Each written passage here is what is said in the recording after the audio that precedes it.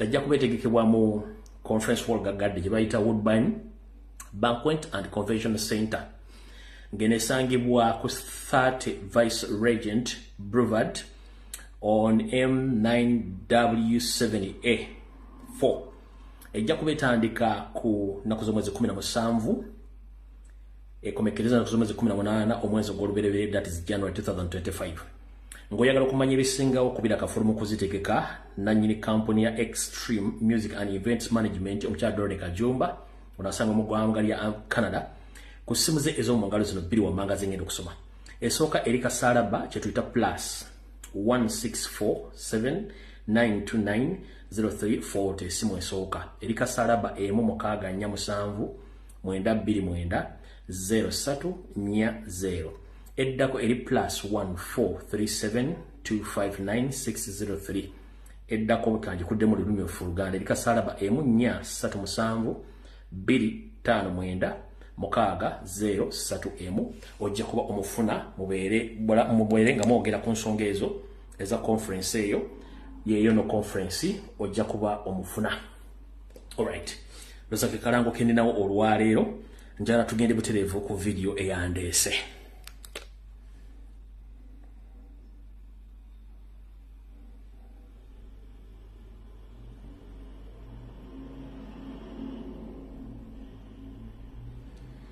Video eyandeese tugenda gikwata mpola olwaleero, tugenda gikwata mpola.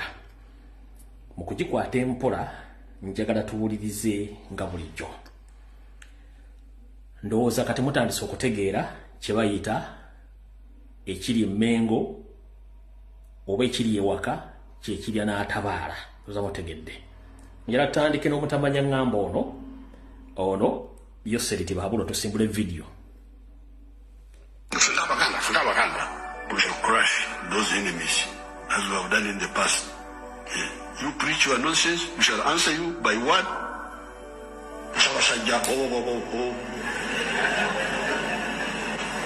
When you say this,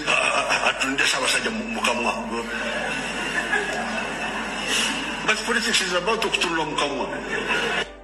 Now if you say, we shall crush.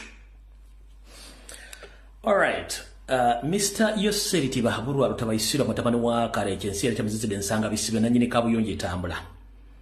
Gye baleko okugyotuusaako engalo egy'okutulugunya egy'okuwamba egy'okutta gy'obeera nti olina olukusa ku bulamu bw'abantu. Ndi wano okujjukiza ku myaka gyo egisemberedde okulaba entaanaayo mukulu tosobola kulwana na Katonda. Watta abantu okuva mu 1950 n'olwaliro kyabatta tebakendeera. Ekyo bwe kiba kyakulema okufuna amagezi okutegeera nti omuntu Katonda amwinako obuyinza munnange okootakota kamugaalo monde. Wabula ndi wano okukulabula Yoseri. Oyina abaana abasukka mu 12 plus. Oyina n'abazzukulu be tumanyi obulungi. Naye enteekateeka gy'okwata essimu n'okubira omutanda Ssaabasajja Kabaka wa Buganda n'omutiisatiisa ng'oyagala akole by'oyagala era ng'omutiisatiisa omukozesa gwe by'oyagala. Si ggwe oyina obulamu bw'obwo abantu ku nsi kuno. Nkulayirira nja kyogera kuno ku internet ate kiribeerako gezaako bugeza okwate ku mapeesa abiri ge nakulabula okuli Kyagulanyi ne Ssaabasajja Kabaka bakere ku makyanga g'osazeewo nti baveewo okuva ku muzzukulu omukulu n'abatannazaalibwa tujja kunoonya omu ku omu nabo tubasasule nga gwe bwagamba you'll crush Baganda. Omuganda ndowooza omwerabidde ekyo nkikubuulira nijja kyogera kulayo nkyogere nti kati operation yakunoonya abantu bokubanga tubamanyi. Okwesa abaana Janet batamanyi nga ffe tubamanyi nawe kennyini tumanyi abaana boolina ne mu nsi mwoli muwanga ngusiza Abaganda abasoga abanubbi bonna mu nsi gye bali. Buli omu amanyi abaana boozadde na buli kimu tukimanyi. Nkulayirira wano gwe kola ensobi okola enteekateeka zonna n'ojja kifuwa ng'okizza munda. Entaana gy'osima ng'otta Abaganda, entaana gy'osima ng'otta Abanyolo, entaana gy'osima ng'otta Abatoolo, entaana gy'osima ng'otta Abalugwala, otta Abasoga. Weekulira akabazi ku ggulu. Emyaka gyo gisemberedde entaana naye bano boolese emmabega bagenda balekera ki? Kale nkubuulira munnange Abaganda abasangawo ate era ogenda balekawo. Nga bwe wasangawo Uganda nga abaagisangawo bagireka Uganda ewoomeringa mukyala buli stage awoomerako. kati Yoseri nkumanyi Uganda ekuubira n'okusinga buwandiyagadde naye ate emyaka gikubidde akatambaala ndi wano okukulabula n'abagwagwabo n'abantu bonna mudiri ng'okusanyawo Ssaabasajja Kabaka ne Kyagulanyi Ssentamu mukoze kamanyi ng'akoza n'owebbwa ebyo bikolobero byemukola nga muwuza temugenda kusasula mujja kusasulira ate mu ddoola oba si mu ddoola mujja kusasulira mu pawundi mussa abantu muwambya abantu mukikomye nga nenabo gisi mufungize buno bakamba okusindikidde Museveni kubanga gulabika weyita w'amaanyi nnyo niye amaanyi go gali mu mmundu ng'ate mmundu n'omuntu omulala asobola ogifuna buno bakanjala bugende gy'oli lekerawo okukwata abantu lekerawo okutta abantu kubanga tobayinako obuvunaanyizibwa bw'oba owulira olumwanyi ogayala kutta abantu famire oyina kuba botta ababo bennyini obakendeeza obungi bwebaka mbadde njala okusindikira olwaliro nga tutandika vidiyo eno era ndi wano okutegeeza nti engeri gy'wagamba okurashinga Abaganda nange kafamireko sikaagala kabeeraani era n'omuntu yenna adiringa naawe kabeere Muganda kabeere Musoga kabeere Munjolo nange simwagala kubanga naawe tonjagala mbeewo nange siri kwagala obeerewo kabeere muzzukulu ekyo nkigambye openire kubanga obudde temulina awo tuvuddewo kati tugenda kukwata vidiyo eno mpolampola ng'olina lwamu mutono nnyo please ndowooza wandibadde vidiyo eno ogyesonyiwa ng'olina lwamu mutono nnyo vidiyo eno wandibadde ogyesonyiwa akatambi kano kengenda okuzanya ne kankaleke sigenda kazanya kano wabula katandikire wano wasanya Col Charles Peter Mayiga Ssaluga Mulengejja tugenda kukwata vidiyo eno mpola mwenna abakyaliise bijanjala empiso mbasekeredde mujja kuzuukuka kyemuliko temukimanyi nsooke mbazzeeyo ku byafaayo oba tugende butereevu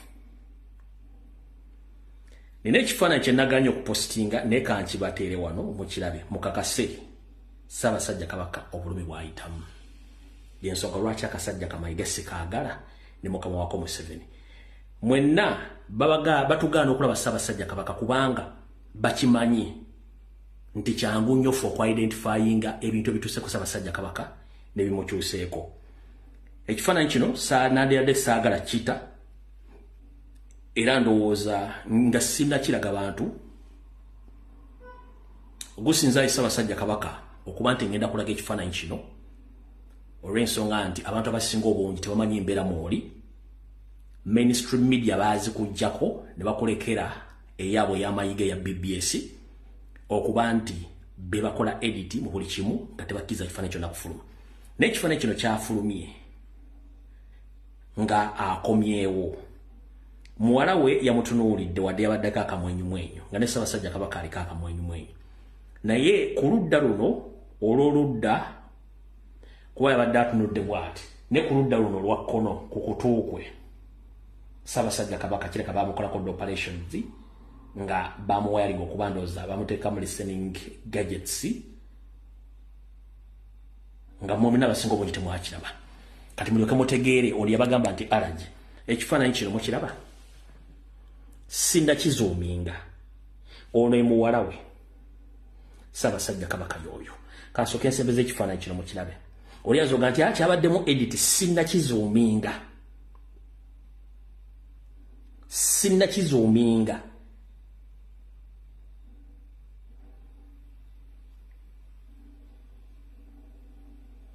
nkizuuminge ogiraba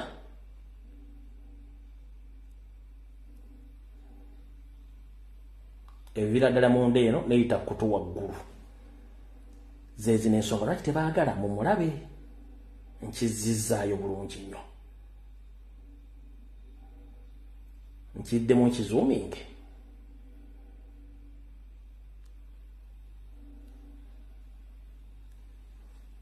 tubuza wasobola kyetegereza bangambye nkizuuminge nkimaleyo bulungi nnyo ozira bulungi nnyo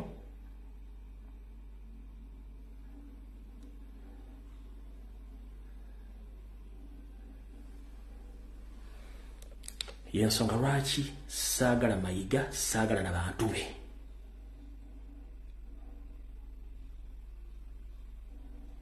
Era bwe ndaba omuntu yenna simanyi mukungu w'Emmengo, simanyi bloga, simanyi YouTuber, simanyi munnamawulire, ng'ebigenda mu maaso tobitegeera, ng'Omutanda bamucunyizza ebbanga lyonna n'atuuka okudda n'akulaga obubonero, era gwe n'osigala ng'oyasaamiridde tosobola kutegeera musajja kikyayitamu, n'akulaga engalo zino nti kyendi si kyemusuubira si kyendi ng'akabonero akakulaze nti bannange mundaba, nga tosobola ku identifyinga bintu ebyo.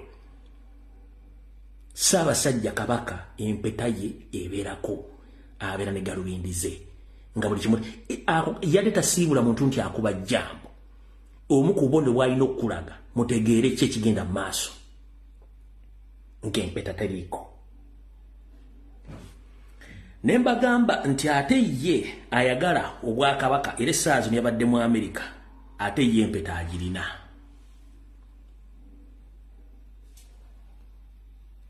Ate ye empeta akola ki? Oyo yono apuuli. Ono y'apuuli. Omulaba bulungi nnyo, ye empeta agirina. Kangizuuminge mugirabe. Ndoza mugiraba bulungi nnyo. Apuuli y'agirina. Kitegedde bulungi nnyo. Kati katusimbule video.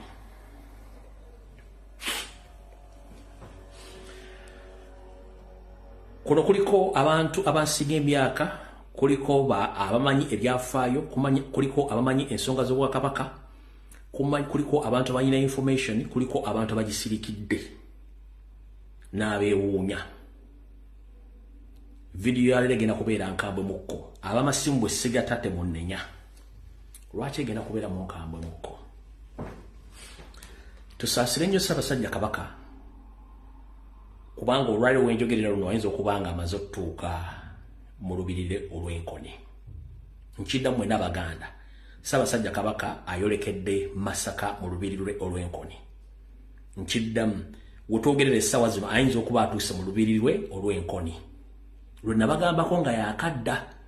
So, abantu b'e Masaka, Abaganda mwenna, abakola mu bitongole by'okwerinda, abakola ku cameras, abakola ludawa, mubeere sure nti musobola okufulumya information okutaasa Ssaabasajja Kabaka. Lwaki mbaga ebintu bino?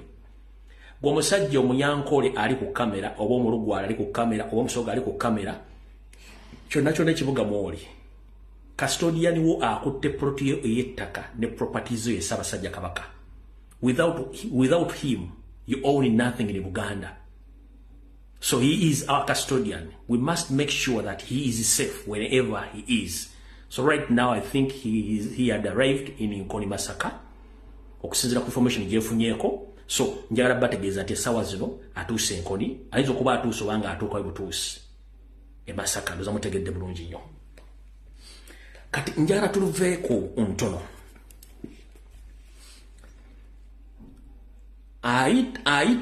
Abaga nti ayita omu amaga.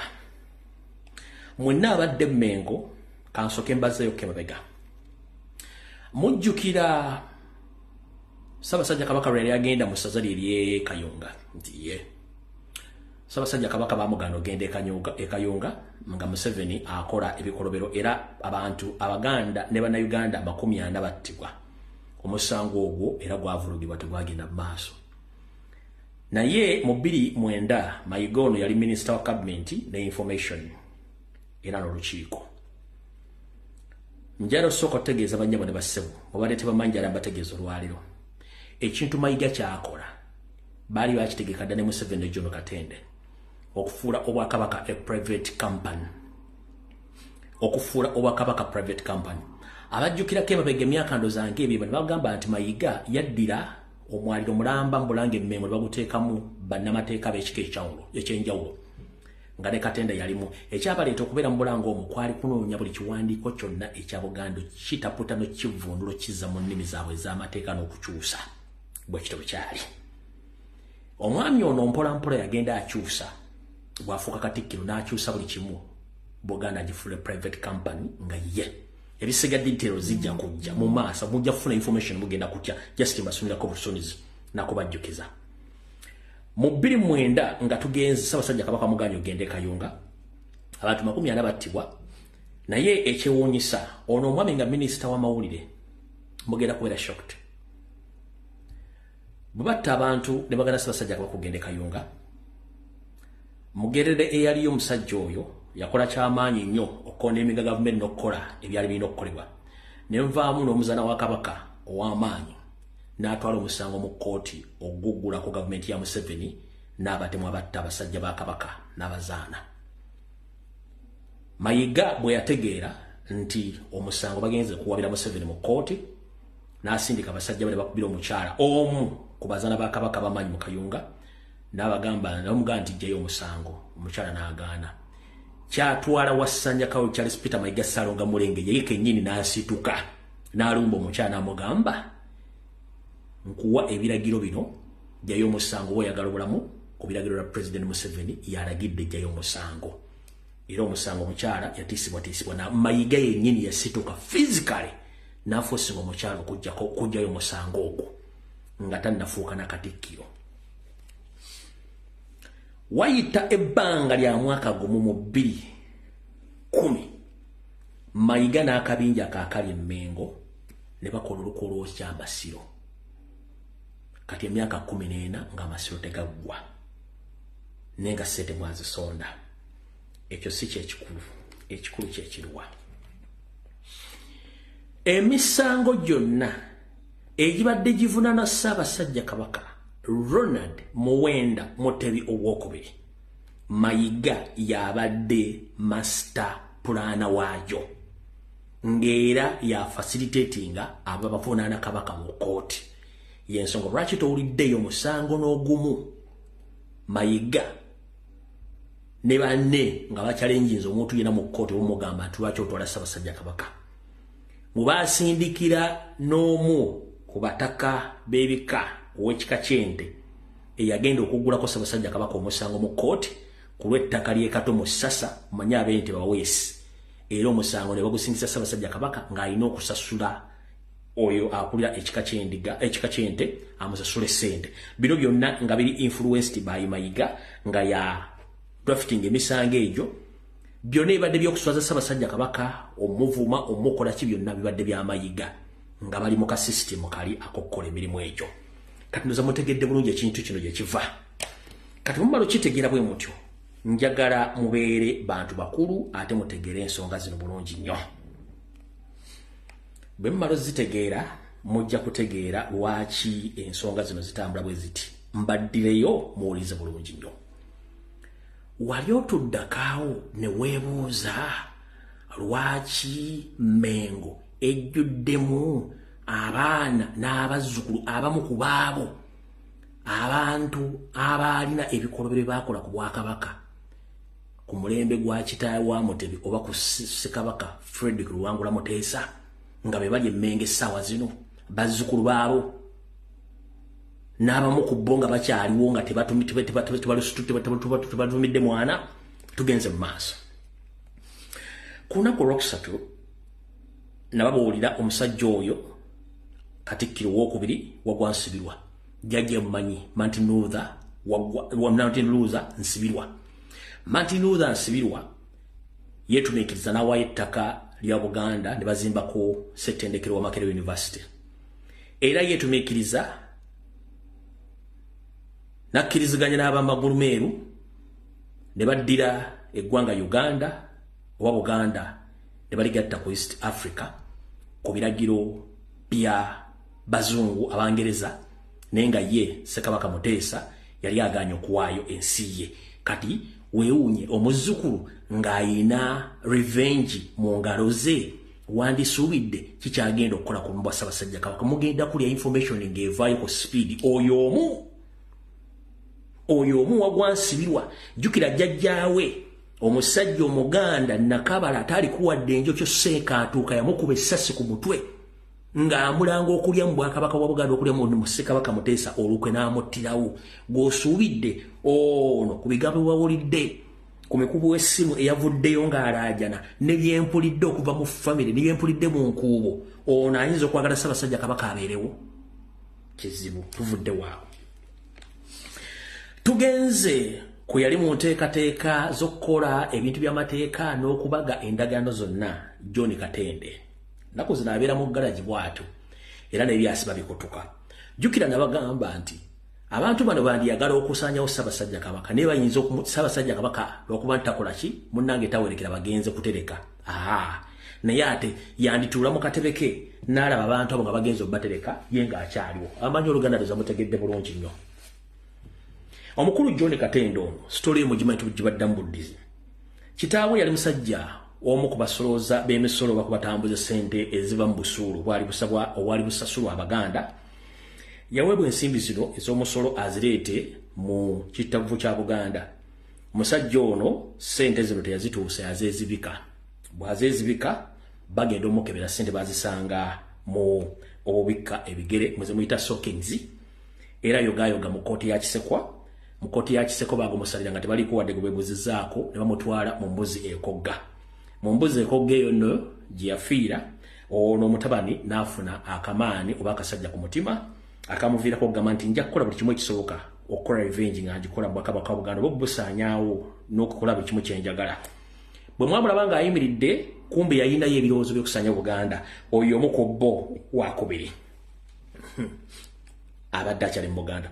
Tugenze ku Joyce Nabbosa Ssebuggwawo. Njagala bategeeza nabo wa history ne gomuwuliddeko. Joyce Nabbosa Ssebuggwawo yali mukyala w'omugenzi Milton Opeto Saidi Chi oba Saidi Dish yali mukyala we. Ono oba omutima yagujja luddawa ogwacha Obuganda teri amanye. Omukyala ono yakolagana ne Obote n'agamba Obote nti tetusobola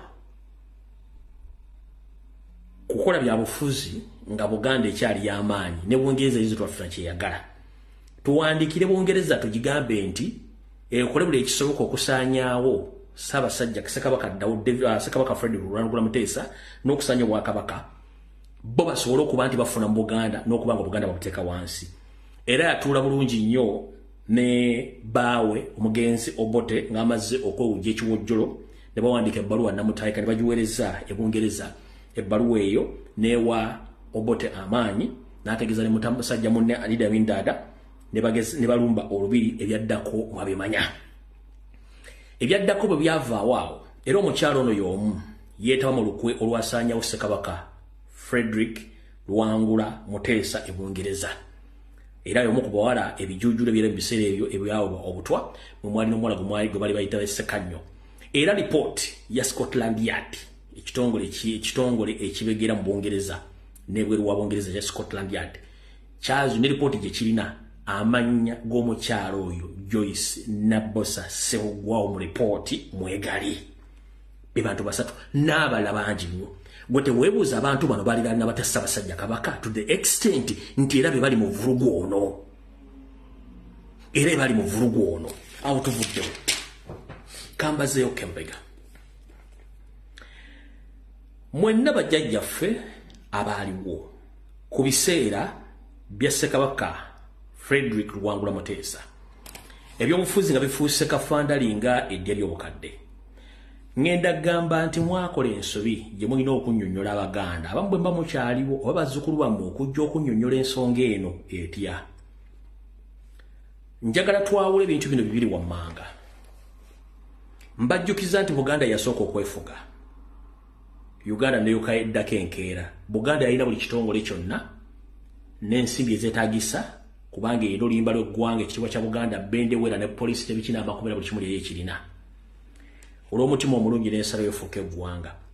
Naye abaakola ensobi eno simanyi munaaginnyonnyola mutya. Abaaliwo mu biseera mujja kunnyonnyola abantu. Kano kaali kagendere n'okunyooma nga mayiga wano wagenda okuva ekinyusi kya video. Wano wali akagendere ng'omukadde akogga n'okumanyira n'okunyooma kwekuluwa. Ssekabaka Frederick Luwangula Muteesa yali kabaka wa Buganda. Kabaka abeerawo lubeerera mpaka Katonda lwamujjulula oba lwakisa omukono ne basikiza omwana we gw'aba asiimye nti ono yeki ye musika.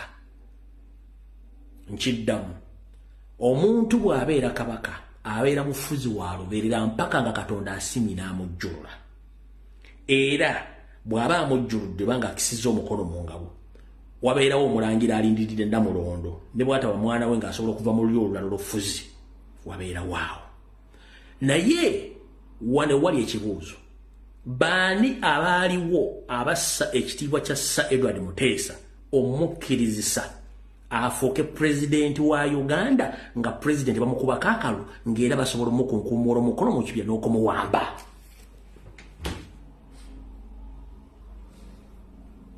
Who were those people? And why did they betray Uganda and Sir Edward Muteesa? Ani baani abakola ebintu ebyo? Omusajja ne mukkiriza n'akisuula ekitiibwa kye ekyobufuzi obw'olubeerero bw'ensikirano ne mumuleeta n'afuuka pulezidenti gwe bakubako akalulu gwe basobola okuwamba ekitiibwa kye ne kigenda ne kisikirikirawo ekito. Ekyo bulijjo tewali akibagamba. Nkibabuuza wano baani abaali mu lukoobo olwo nga bassa ekitiibwa kya Buganda bakisaanyawo n'Obwakabaka. Okuwa ekyokulabirako abazungu bonna ensi zonna ezisinga obungi enfuga yaabwe n'ebyenfuna n'ebulombolombo n'ennono bonna babikoppa ku Buganda including Bungereza. Goloza lwaki Obwakabaka bwa Bungereza bwe buli nga tebwenyigira mu byabufuzi byakulondebwa? Queen teyalondebwa, Charles talondebwa. Lwaki mwaddira Ssekabaka Muteesa ne mufuula pulezidenti ng'akubwako akalu ng'asobola n'okuwambibwa?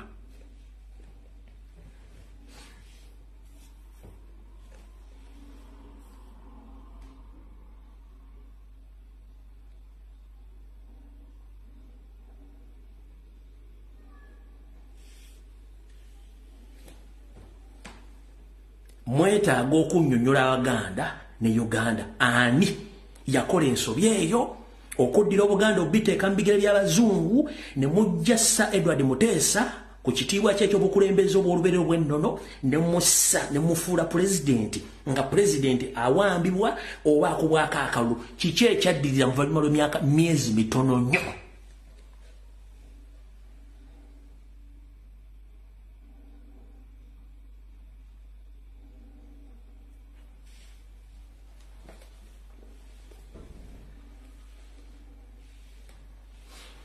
Ekyaddirira Obote ng'akolagana ne Joyce Nabbosa Ssebuggwawo n'Abangereza bateeka mu nkola ebiragiro bya Bungereza mu nkola ne bakozesa Amini ne balumba Obwakabaka nga ne Museveni kwali essaawa zino. Agamba nti afutubadde ku Uganda. Mu 1993 Ssaabasajja Kabaka amutikkire Nabbingo. Museveni yagamba bw'ati,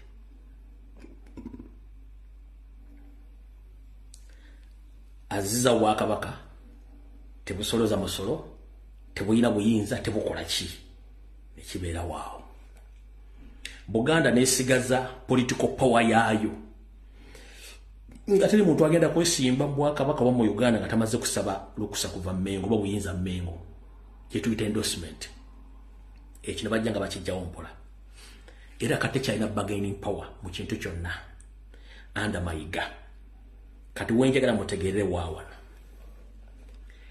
Mu 1994 Museveni addiza Ssaabasajja Kabaka olubiri lw'Emmengo. Ku mukolo ogwo Yoseri yagamba nti yali nsobi Obote okulumba Obwakabaka bwa Uganda oba okulumba olubiri lwa Muteesa Emmengo.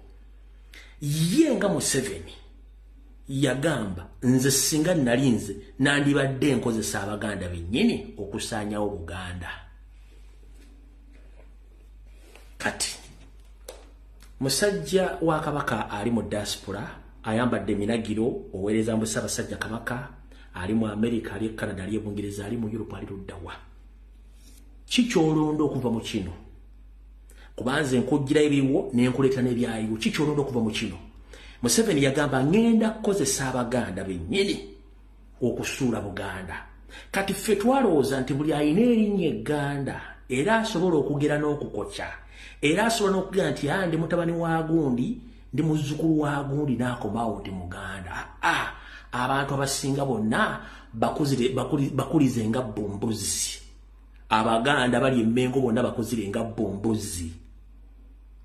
Yensonga lwaki bakola omulimu gwa Museveni nga bakozesa government machinery. Mumpulidde bulungi nnyo. Kati gwaddawo n'ojolonga n'ovuma Lumbuye njagala kubazaako ekigambo kimu nti wattu gy'okoma okujolonga n'okuvuma gy'ekoma okuba yabuuza lwaki muvuma omuvubuka oyo, lwaki muvuma omusajja oyo.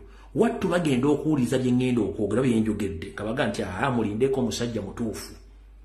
Bye bagamba nti omusajja mutuufu tebaddamu kwogera basirika busirisi okuggyako okutandika okwesooza n'okuluma emba gy'obeera nti baluma magalo kubanga abakitegedde ndi omusajja mutuufu. Njagala kugamba buli ekigenda Mmengo kyonna kitegeke nga Museveni bwe yakibala mu 93 okukozesa abantu be okusanya Obwakabaka bwa Buganda. Nze omulimu gwenkola gwa buwumbi na buwumbi bwa nsimbi okutaasa eggwanga Buganda, si walampa, sivuma, sirengeza, sivola Bwakabaka. Kyenkola tosobola kikola kyovola Mayiga tava ku TV tava ku radio kubanga alina kyazibira akatali kabbe amagumba oli osula mu mulyango. Akatali kabbe amagumba oli osula mu mulyango. Mayiga ekimwogeza ng'eyanobako ekintu kye kiyiika kye baamuwaako mission okukola yali takisuubira nti esobola okuvaayo abaana Abaganda n'abantu okwogera ku nsonga z'Obwakabaka nga tebakozeseza TV oba radio bozi bamanyi kyekisoose okubalema okutegeera. Nze kyovula sigenda ganti ngenda kuno olutalo lwange wakati wa Museveni na Mayiga abantu aba mpozi n'abakolera Museveni abasigadde mwenna oba ompe mudde oba onvumye oba sirina lutalo naawe kubanga ndi musajja Muganda azaalibwa era nazzukuzibwa n'ayalulirwa mu bigambo ebinene ebiringa emizindalo egyokola ki egya disco kati ago tegaba mawulire okitegedde bulungi nnyo. Kati awo mwina kye mutategeera kyekiruwa.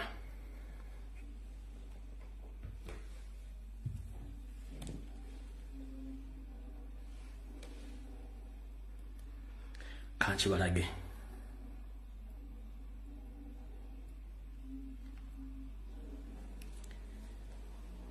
Omwami ono mu katambi ke mwalabyeko ke nabazanyidde ng'agamba nti emikolo tegijja kukyusibwa olw'okuba Ssaabasajja Kabaka waali.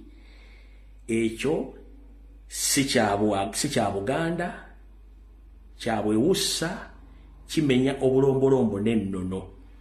Olw'ensonga nti Mayiga alwana nnyo okuddira Obuganda obujja ku nnono yaabwo babufuule private company kyekigendererwa kye kubanga Obuganda buyimiriddewo ku nnono na buwangwa.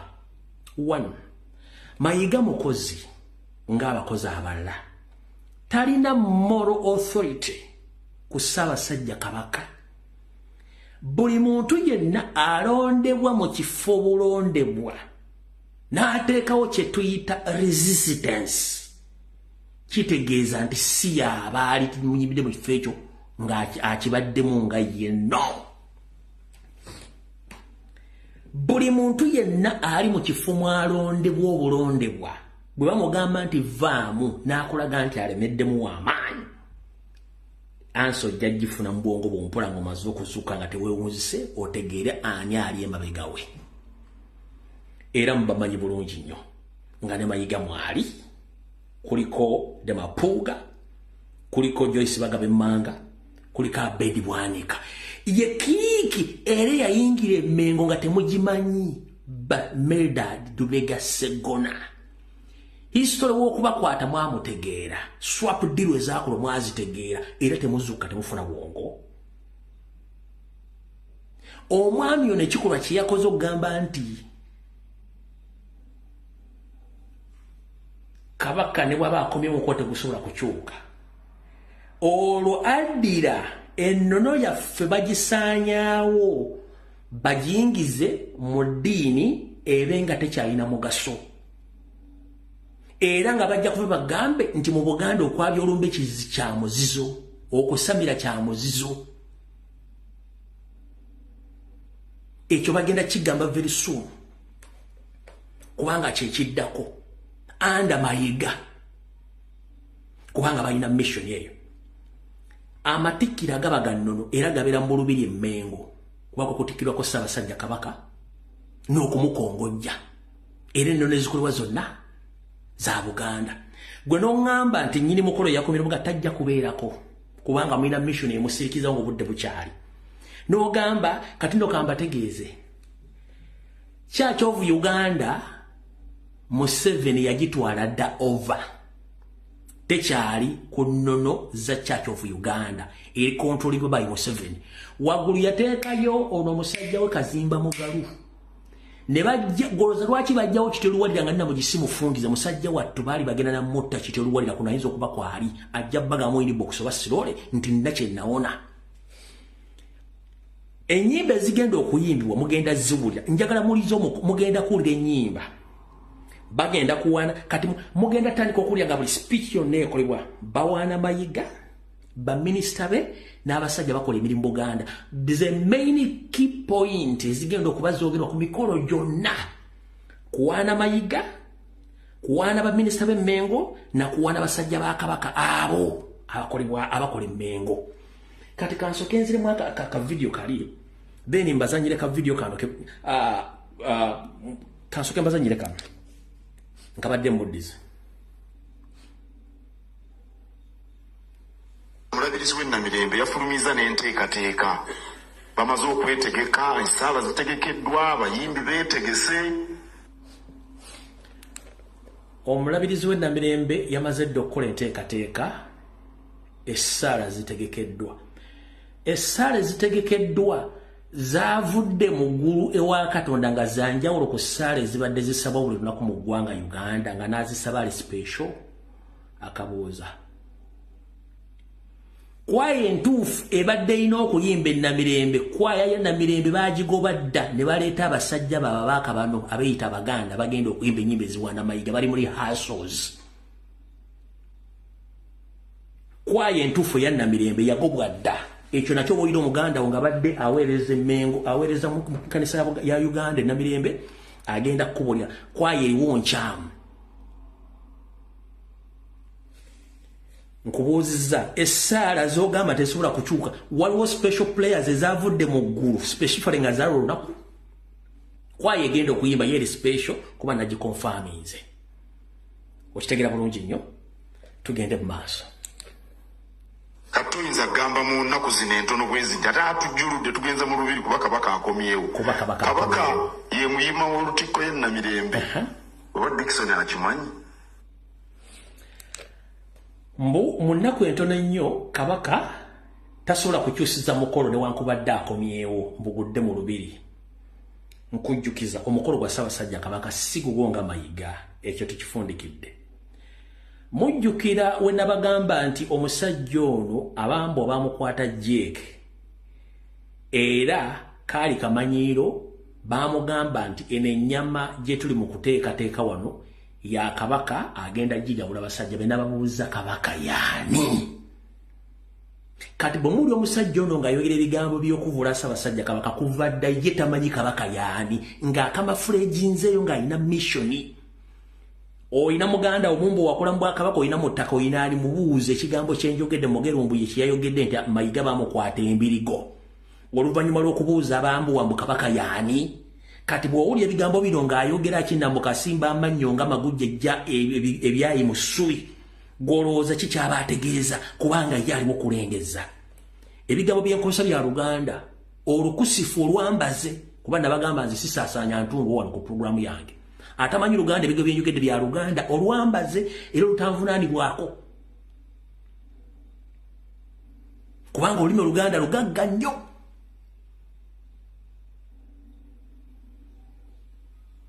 okujjako abatakimanyi amanyi Oluganda olulimi Oluganda lugagga nnyo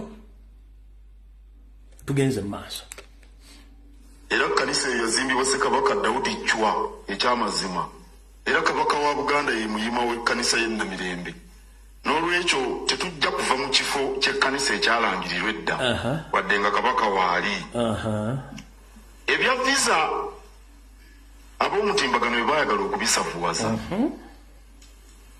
Kabaka abadde wakudde okuva e Namibia nga 21 ye yali enteekateeka y'abasawo era yali enteekateeka yaffe. Naye bali ab'ekifo kabaka waabadde bwe baalaba nti ennaku kubanga omukungu e Namibia bamuwa ennaku 9. E Namibia bannayuganda tebeetaaga visa era bw'ogenda e Namibia mu passport temuba visa. Naye bw'otuuka ku kisaawe bw'otaba mukungu kati nga gwe Namakumbi toli mukungu gwe bakuwa sabbiiti 2-3 oveeyo ofulume. Bw'obeera omukungu bakuwa ennaku 9. Kati bo baabikola mu ngeri era ng'abakozi ba gavumenti bwe babeera nnaku 9 zinaggwa kati akyayira ennaku 2-3 aleme kuyita ku kisaawe ng'ennaku ziweddeko. Kakkana Salapulesa wenzija. Kakkana Salapulesa wenzija. Yamanya nti omutanda wakudda ng'ennaku z'omwezi 21. Ennaku z'omwezi 21 yazimanya. Ate bw'ogamba nti okuva kwezi ennaku omukolo tegukyuka kikyoba otegeeza. Mayiga ndowooza osigadde kkubira Al Jazeera BBC CNN kuggyeko amawulire ng'okakasa. Ensobi gye wakoze kwe kuddira n'oleeta Dr. Kazibwe kubanga Dr. Kazibwe oyo mwami gwengendo Balaga alina masters mu mawulire y'omu ku ba senior journalist mu Buganda ne mu Uganda. Ne bw'omuleese okuggyako interview kitegeeza nti yabadde last resort yo ku kintu ky'olina okukola okwogera. That was a huge mistake. Okuyita Dr. Kazibwe okujja okuyintaviewinga ku bintu by'okoleddemu ensobi kati kankukwata akabaddiya ensewulire.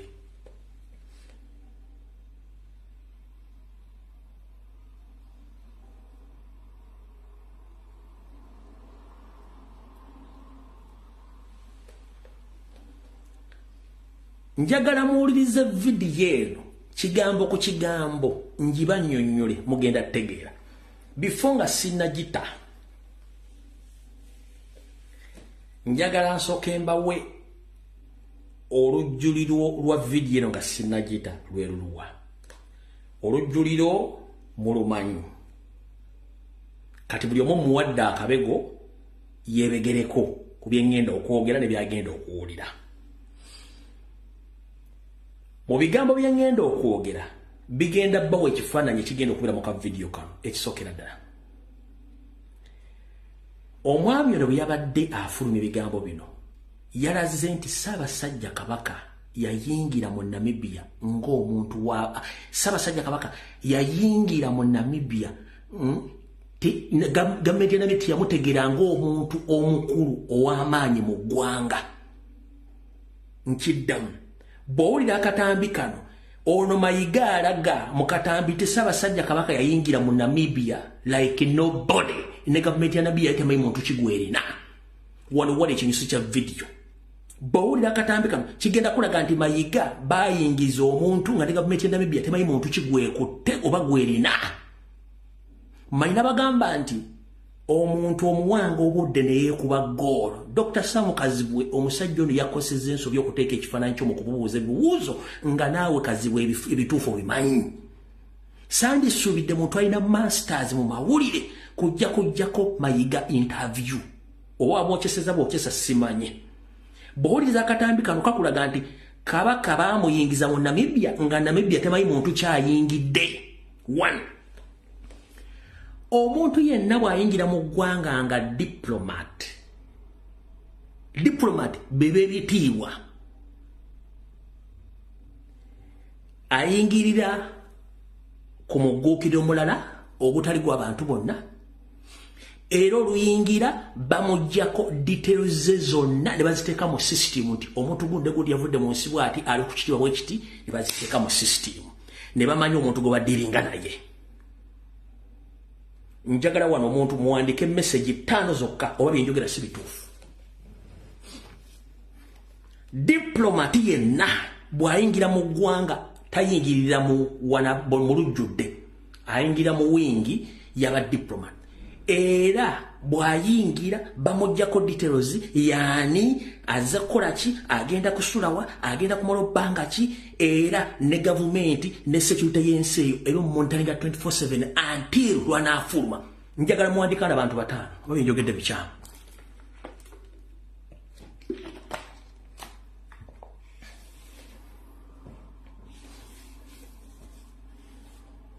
Nze nkwata mu video na bigambo byo. Dr. Kazibwendoza yakokyesezza nga totegeera. Ekigambo kye bayita diplomat nga tokimanyi. Naye wayingiza kabaka nga nobody mu Namibia. Kitegeeza nti mwamuyingiza nga mulina intention mwagala omusajja afe, then after Namibia eruweemu nga yali tetegedde muntu ki gwegenda kutereka. Mazobba wa kabego ka olujjuliro luno buli omu weewulirireko.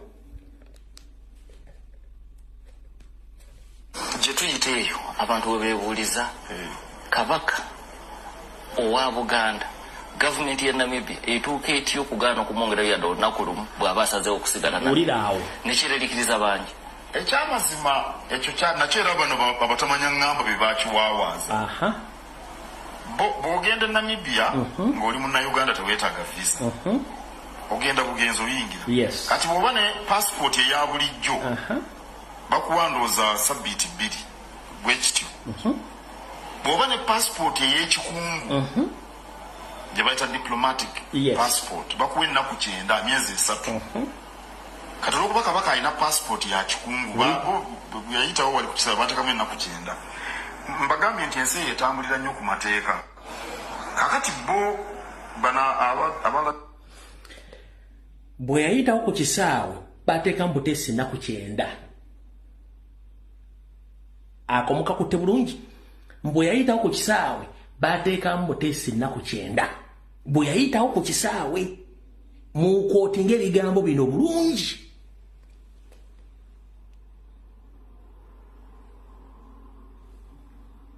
Mbagambye nti ensi etambulira nnyo ku mateeka. Kakati bo bana abalabirira ekifo kino. Wulira kabaka we wulira bakuwandooza sabbiiti 2 bwekityo.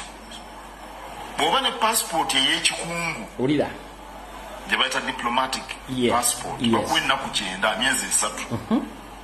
Kati olwokuba kabaka alina passport ya kikungu yayitawo wali ku kisaba bateekamu ennaku 9.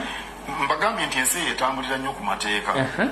Kakati bo bana abalabirira ekifo kino kabaka we yali bwe balaba ennaku ziweddewo ne bawandiika ebbaluwa ya bulijjo. Kati oli yagenda wamu bano bayita ba civil servant n'agamba eno okawulidde bali abaddukanya ekifo ki twabawa details kabaka bamulifaalinga mu ddwaliro ly'abantu abaliko akajabangu ono akiyita kifo visa bweggwako mbu ono addukanya ekifo ekyo yawandiika ebbaluwa nga ya muntu wa bulijjo. Oyagala okunga mwamuyingiza mu facility nga tebamanyi muntu kigo bayingiza.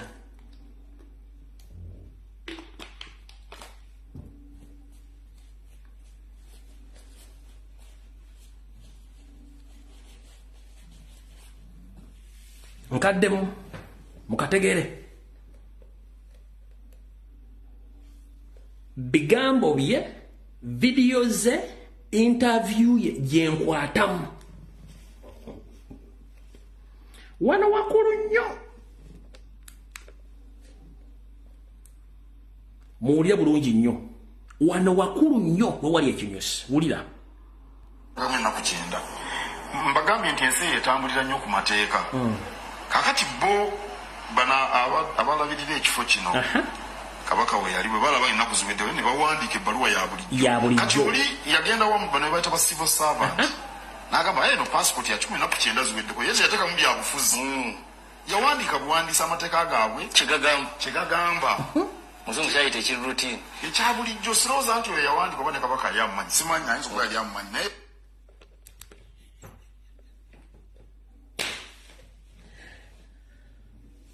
mama yangu Fatuma Dokita Kazibuwayo kyesezza omusajja mbo yawandiika yali tamanyi nti obadde Kabaka amumanyi.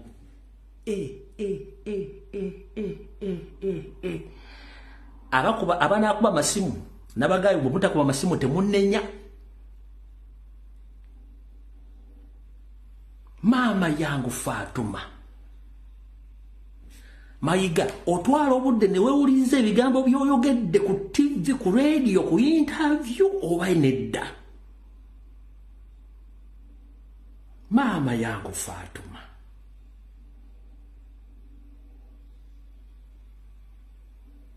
kankabaddiremu.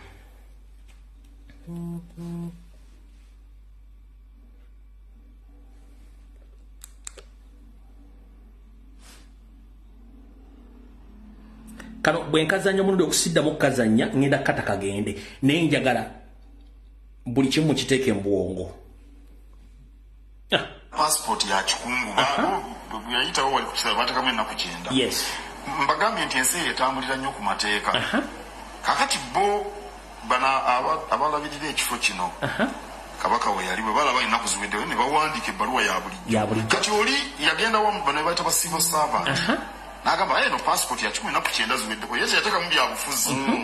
Yawandiika buwandiisa amateeka gaabwe kyegagamba. Muzungu kyayita ekirutin. Ekya bulijjo sirowooza nti oyo yawandiika oba ne Kabaka yammanyi. Simanya ayinza okuba yali amumanyi. Naye yawandiika kya bulijjo. Kaakati ffe twabagamba bali abaali. Kati bwe babanga abaali basaba visa again bali bamanyi muntu ki gwe balina ng'ogambye nti yayingiranga diplomat.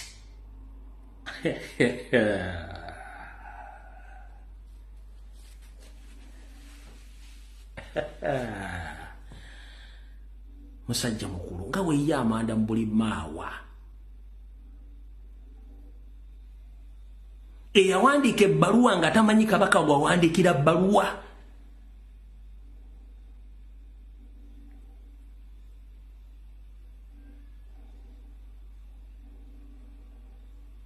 Tugende maaso. Kati wano sigenda kaddamu kakwata mu nsonyiwe. Abalabirira ekifo kino Kabaka we yali bwe balaba ennaku ziweddewo ne bawandiika ebbaluwa ya bulijjo. Kati oli yagenda wamu bano bayita ba civil servant. Nagamba eno passport ya 19 ziweddeko yesu yateka mu byabufuzi. Yawandiika buwandiisa amateeka gaabwe kyegagamba. Muzungu kyayita ekirutin. Ekya bulijjo sirowooza nti oyo yawandiika oba ne Kabaka yammanyi. Simanya ayinza okuba yali amumanyi naye yawandiika kya bulijjo. Kaakati ffe twabagamba bali abaali mu kifo. Kubanga ab'ekitebe kyaffe abatwala Namibia baali bagezaako okugamba nti mubaleke kuba Kabaka agenda kudda. Mubategeeze butegeeza nti Kabaka akomawo. Ndowooza ennaku zaggwako nga leero Kabaka ng'akoma mu nnaku nga 3. Ne tubagamba nti abe situgenda bigendamu kuba Kabaka kiseera kye kituuse ekyo. Right.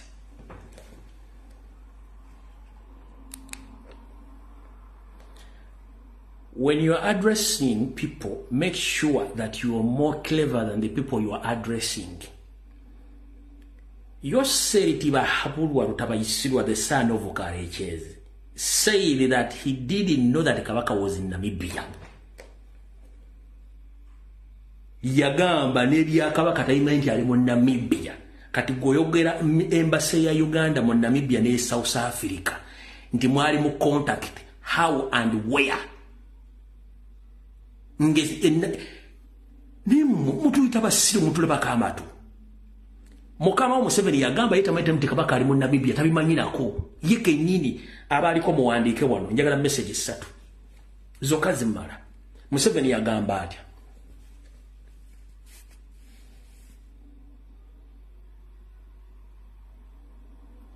Temuji haki nga muleka abantu ba discussing ngenda kutamba simu mba kye mwagala. Museveni yagamba atya.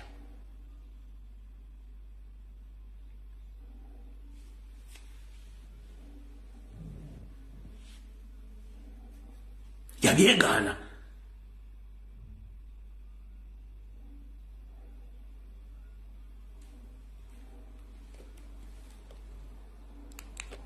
Tugenze maaso. N'olwekyo tikyali nsonga nkulu naye abatalina buntu bulamu. Bangamba nti baba baagala abantu babagoberere ku mitimbagano. Bwe babagoberera nti baba bawa ssente.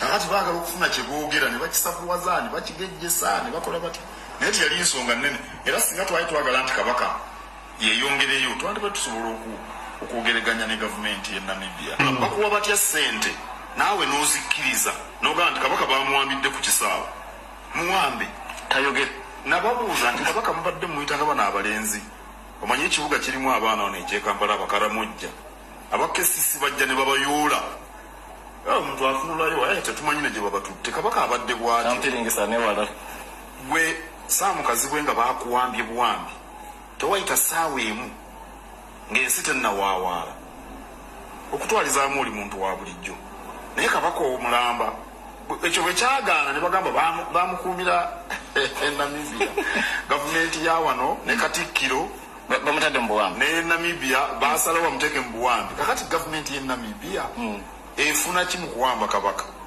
gavumenti y'e Namibia y'emu ku nsi ne bwogenda ku mitimbagano esingamu amateeka esinga okubaamu emirembe.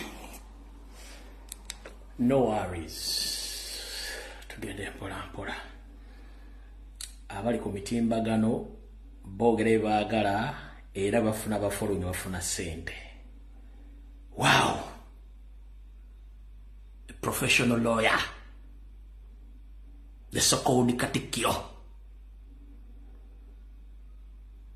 the greatest liar of all time we ever had in Buganda. Abasajja mu Uganda balina milioni 3 balina mitwalo 8 nti basula kyaggulu following mbajisasula comment bajisasula likes bazisasula tewe yagadde luno. Anyways, yalinze n'abantu bonna baagala Ssaabasajja Kabaka abaazwa nti mwali muwambidde Namibia mwali mututte siko kiri wavaayi gw'okujja okwogera nti ali Namibia twamala kuteekako nninga for almost 7 days nga gw'osirise.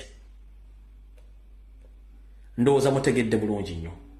Kati omwami ono okujja okukola ekintu ekyo kyonna byonna bikola akimanyi nti mission yayiise tolina kyogenda kuddamu kwogera abantu bakiwa amakulu. Osindisa abantu mu mizikiti obasasula ssente bavumirira bali ku social media ngamba okunamira mizibe kuba tajja kukulaba. Osindisa abantu babagende ku makyaki bavumirira bali ku social media okunabira muzibe teri agenda kukulaba. Osindisa abantu bagenda ku mikolo nga bavumira abantu bali ku social media okunamira muzibe teri agenda kukulaba. Mayiga akatali kaboli osula mu mulyango. Ssaabasajja akkiridde enkoni olwaleero buli kimu kimutambulirako tukiraba oda z'osindika tuzimanyi naye kakutande ojja kutegera ekifa ku muganda omutuufu ojja kitegeera. Ffe ekituufu mission yaffe yali akujja Ssaabasajja Kabaka Namibia yavuddeyo. Kola enkweteeketeekezo zonna ojja kulaba ekifa mu Baganda. Njala tegeeza n'Abaganda mwenna olwaleero baazise mugerere era olukolwa tamugere Mayiga yawinamu omukono era Mayiga yawa basajja be ne bawa mugerera butwa mugerere gwe baazise. Mwenna abadde kuzika kwa mugerere abadde eno mu tent wabeera batamiivu information mwagifunye sigenda jidda mwenna abadde mu tent ewabadde abantu basinga obungi information mwagiwulidde buli omu nti Mayiga yasse mugerere ekyo kyonse ekimanyi. Kati mukulu nze sigenda kumalirako budde ensi etegedde ekituufu kyekiri.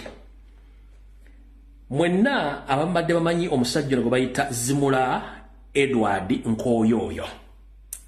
Zimula Edward Nkoyoyo naye yattibwa Charles Peter Mayiga Saloga Mulengejja ng'amaze kisinyaako nga Ssaabasajja Kabaka alina ekirowoozo ekifuula Edward Zimula Nkoyoyo Katikkiro wa Buganda. Oyo ye mugenzi Edward Zimula Nkoyoyo. Mayiga yamusindikira batamanya ngamba ne bamunyiga.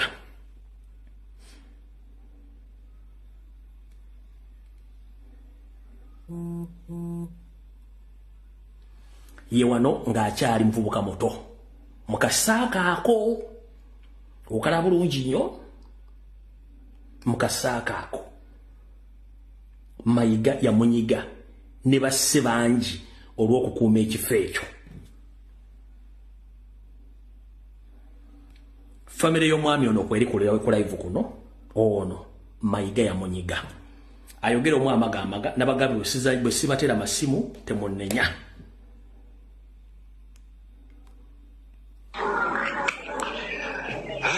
Mukululumbu yegyebali nkulamusizza obulamu bugamba butya.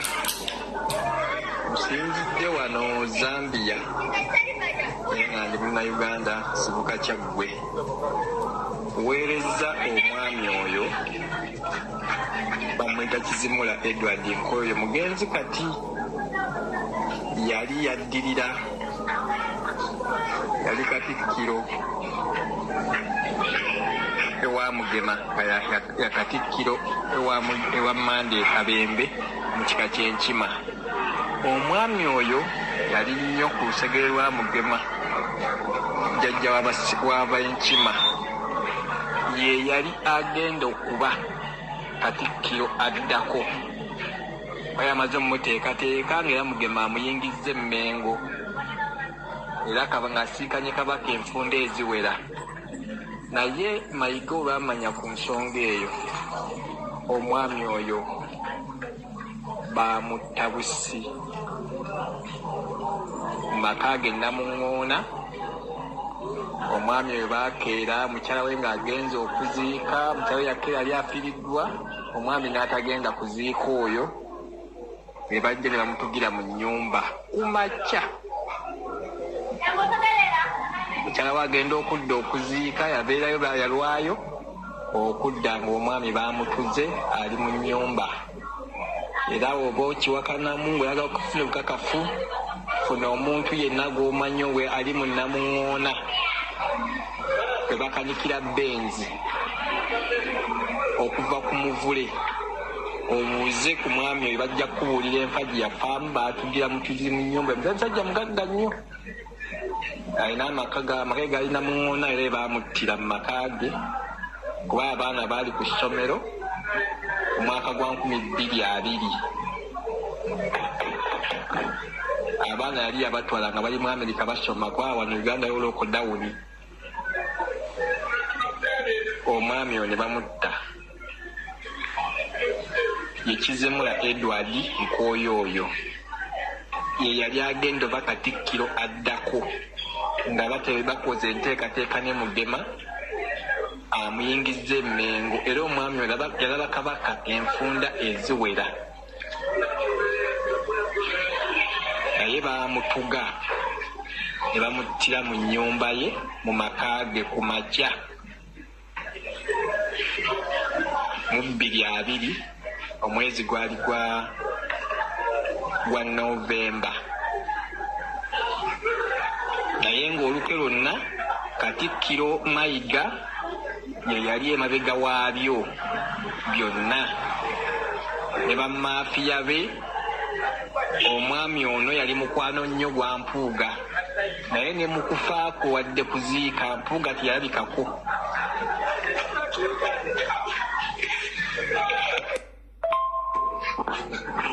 Olamusizza nnyo ssebo Mukululumbuye era nsiima nnyo by'okola byonna.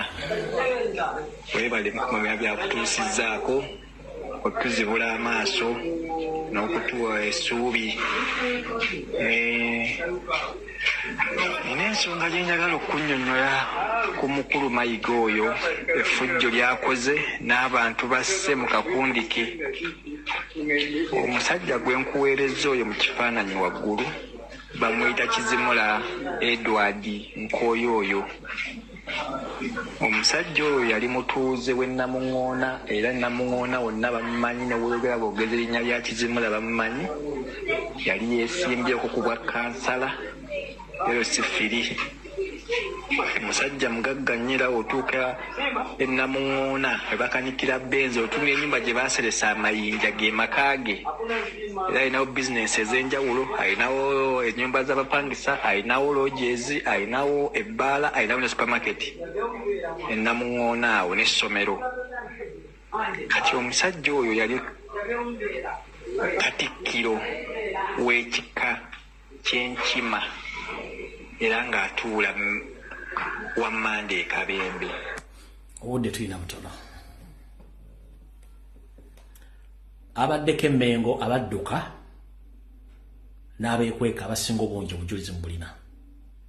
Abambowa abattibwa oda za Mayiga mbamanyi, basajja ba Kabaka b'amasaza abattibwa okuli ne Agnes Nambirige ow'Ekyaddonde yanyigibwa obutwa balyoke bazimbewo za arcade jjajjaffe Omuliga Luwemwa naye yanyigibwa n'abantu bangi nnyo Mayiga ng'omuntu abantu batadde mu makomera bayitirivu ng'alwanirira entebe oyo gisigalamu buli amuwakanya gwanyiga gwasiba abantu bonna bali Mmengo bantu bakyamu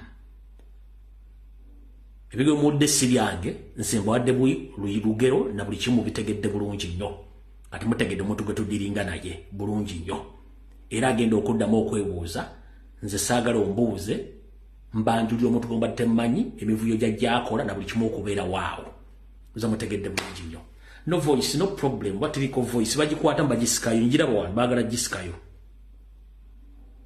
bagikwata mbagala jijjayo naye no problem ataina voice damo o refreshing esimu yo then yokomewo ne voice kweri uza mutegedde bulungi nnyo so tuina dictate Mmengo eyawamba Bwakabaka ayagala okukola buli kimu ekyetaagisa ebiramo mujja biwulira kati ndowooza olwokuba nti obudde tulina butono ate nga ebyokubya information tulina nyingi kati kanswitchinge mu eddakiika 20 zokka tuswitchinge tugende ku general information musabire nnyo Ssaabasajja Kabaka Mukama amukingirize eyo Mmengo gye mubadde temumanyi fe tugibalaga buli kimu tukibategeezezza katuswitchinge tugende ku general information.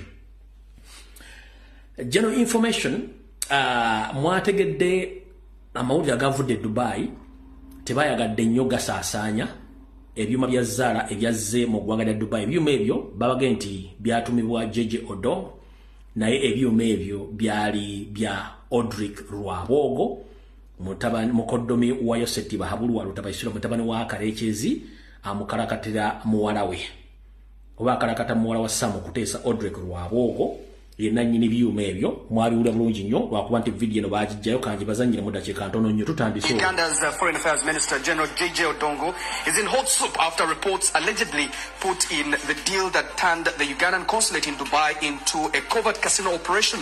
The controversy began when General J.J. Odongo contacted Uganda's ambassador to Russia, Moses Kizige, regarding a consignment labeled as chairs. However, this cover-up concealed the true nature of the shipment, which were gambling machines.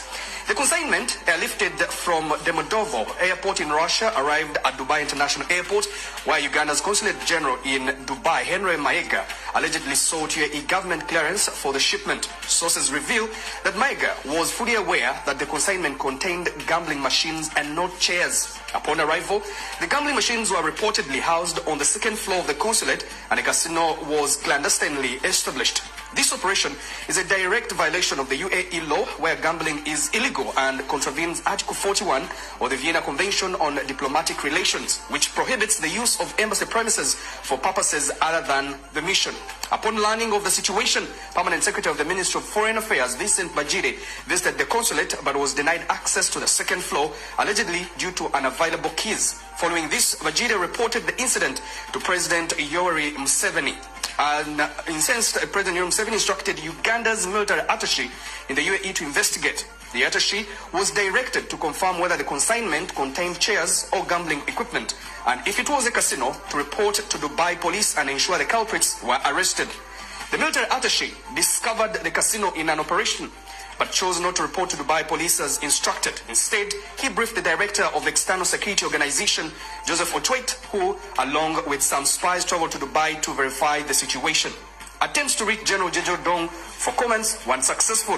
As President Yoweri Museveni continues his crackdown on corruption, the nation watches closely to see how he will address this unfolding scandal. Tusimbudde.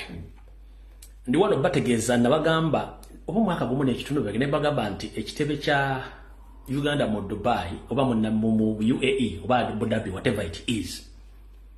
Mu kusooka nabagamba bali bagifudde bed space nenga ne information alone bali bagifudde na dancing hall. Bali bagenze ebiga byange mbyambaza. Bali bagifudde bed space somehow ngiringa dancing hall. Eyo embassy wa consulate. Kati bagifudde kizanyiro kya Zara nenga nanyini business eno Odrick Rwabogo nabagamba kawo mentality obwongo bwente abantu bano bayina degree bayina zi masters naye balowoleza wano. The international laws ezifuga embassies oba diplomatic laws tokkirizibwa ate embassy gifuula kasino. Kati embassy ya Uganda mu Abu Dhabi bagifudde kasino. Kati abasajja bobo balowoleza wano nga amateeka agamanyi ninalooza nti agenda kuzanya bazanye Uganda nti amateeka bagenda gabuuka. Kati embassy ya Uganda Abu Dhabi consulate Lwabogo Jeje Odongo bagifuula kasino. Nolwa kumandoza ebide kudde mujja biwulira. Kati nno kye tuliko. Nembo agenda okulwanyisa corruption ye Museveni. Kati okusokera ddala njala okutwala omukisa guno okwebaza mwenna aba enyigira mu kwekalakaasa wadde baganda baffe bakwate bamba kyali makomera naye njagala otwala omukisa guno otegeeza buli munnayuganda yonna gy'oli. Eggwanga Uganda lyaffe ffenna bannayuganda. Oba ova mu Mambuka, oba ova mu Bukiikaddyo, oba ova mu Maserengeta, oba ova mu Buganda lyaffe. Ensimbi eziddukanya eggwanga eryo zizo zange na za buli muntu yenna kuba ffe tuwa omusolo. Si bwe kiri? Sente ezo bazikozesa obubi ffe tufiirwa nga bazeyambisa batamanya ngamba kye tuyita corruption. Era wotaba ddagala mu malwaliro tekyawula wa NRM wa FDC wa NOP ffenna kitu affectinga. Buli sente z'eggwanga bwe ziteekwa mu bintu ebitali bituufu eggwanga liziŋŋama. Olw'ensonga nti ffenna kitukoseza wamu. Twetaaga eddoboozi eryawamu nga tetukozesezza byabufuzi nti bibiina byabufuzi no. Eddoboozi lyaffe lijja ttambula nnyo nga twegattidde omu okulwanyisa enguzi n'okuggyako gavumenti ya Museveni. Kubanga enguudo kwe tuyita nabo ko bayita.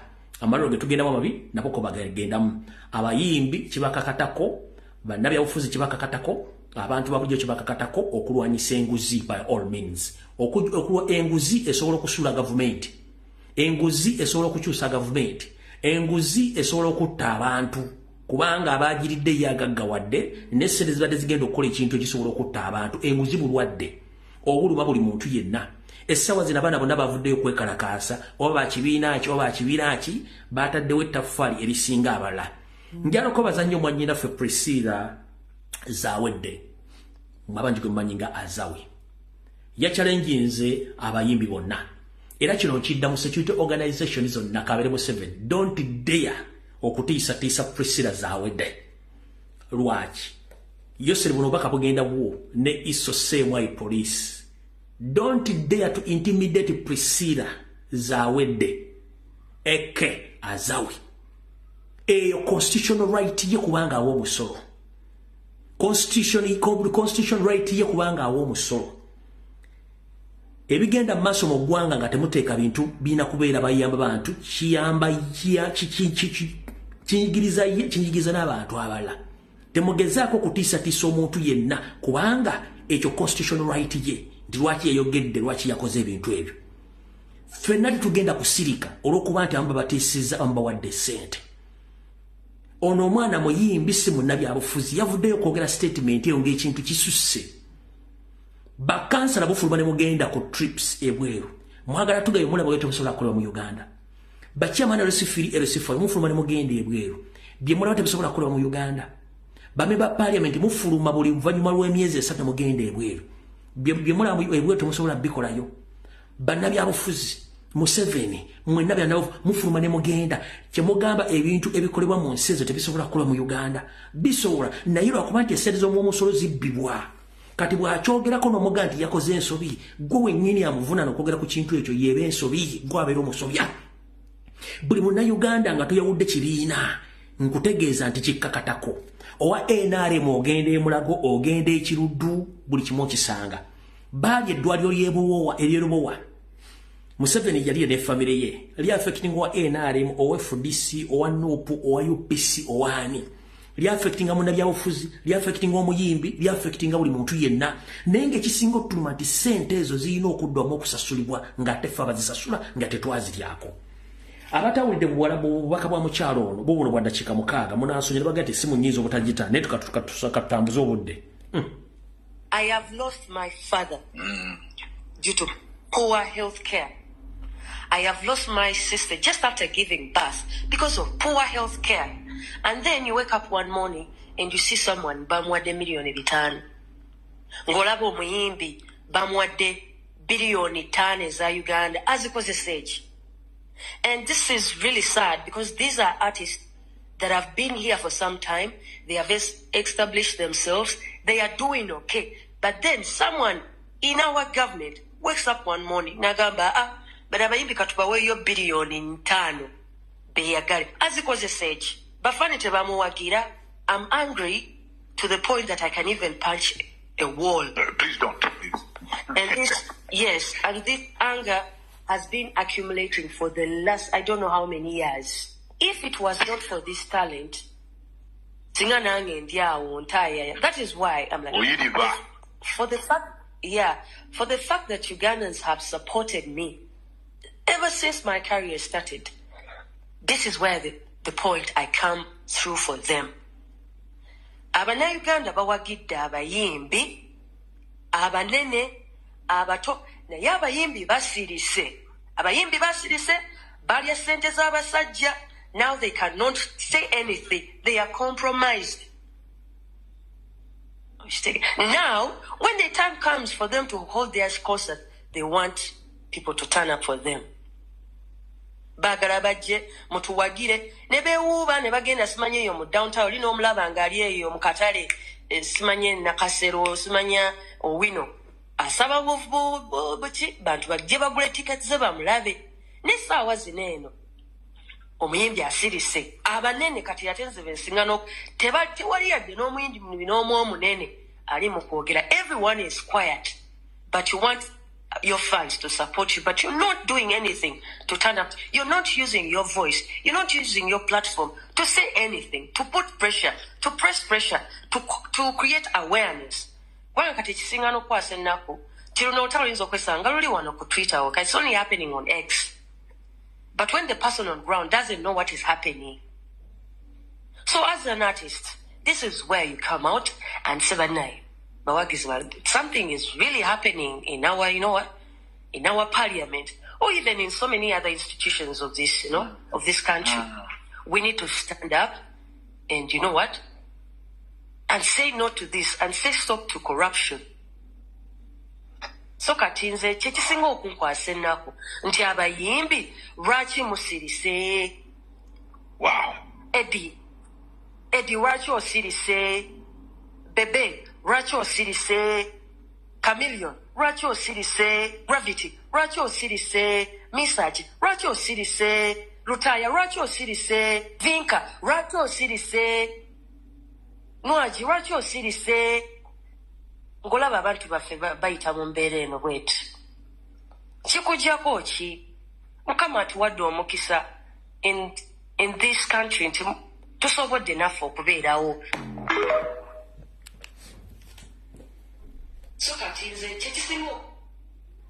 Lwaki omwana oyo oba mukyalo yafulumiza obubaka obwo? 1. Oyina talenti, oyina eddoboozi, tosobola gatta ddoboozi lyo ku bannayuganda abanyigirizibwa. Eriyo ekifaananyi bannayuganda kye batamanyi kyekiriwa. Ennamba tuli miliyoni kati 49 n'obutundutundu obugwamu. Naye ku miliyoni eza 49 nnyinza okugamba nti abantu abali civilized oba abali aware about politics, economics, social, ebintu bigenda nga bali ndowooza miliyoni 3 n'ekitundu abali aware. Abasinga obungi bonna tebamanyi. Naye ng'ekizibu kyabwe tebali informed, tebategerezibwa, tebagambibwa, tebafuna information, tebamanyi maaso bigenda mu ggwanga. Naye tulina ba public figures, betuyita ba celebrities. Bano be bandibadde eddoboozi eryogera ku nsonga eziruma munnansi nga bakozesa eddoboozi lyabwe. Bwe musirika kiba kitegeeza bannansi mbaliddemu olukwe. 1. Gw'omuyimbi omunene bw'onooyiika Windows, teri ddwaliro liri special bagenda kutwala mu Lisukka Mulago Kiruddu, no, oba International Hospital Kampala. Era naawe ogenda kufa ng'ono atamanyi. Era ogenda kufa ng'ono abadde tasobola kwogera nga gw'obadde osobola okwogera. Go politician, mwina budget ya mwezi special tubasobola okutwala Nairobi ne Masendala. What about your voters? Abalonzi bagenda kugenda luddawa. Right now as we speak right now. Tuli milioni na mwenda. Abazadde basomesa abaana ne yewona school fees asomesa omwana atuka mu senior 6 bafuna degree. Neno obuzo omwana asomye okusoma kufunyemu kitewali. The end of the day agenda fuka kirerese. Kuba government yejjako ebintu by'okusuula n'okuliyetinga emirimu. Nga bakuliyetingira abaana baabwe. Bonga bo. Gosubidde generation eziddako zigenda kukola luddawa. Gokimanyi nti ekikubo owino boda emirimu egya bulijjo gijjuddemu abaana balina diploma ne degrees nga tebalina mirimu. Obakada obujjuddemu abaana balina degree nga tebalina mirimu. Buli muntu akulamu n'asomoka mafuna passport performance winkisi kyeyo. Abantu balina amalowoozi muganyi okwogera ku nsonga zino. Buli kimu ekiri mu Uganda kisoboka as long as we have institutions nga zikola nga ssente z'omumusolo zino genda we zigenda.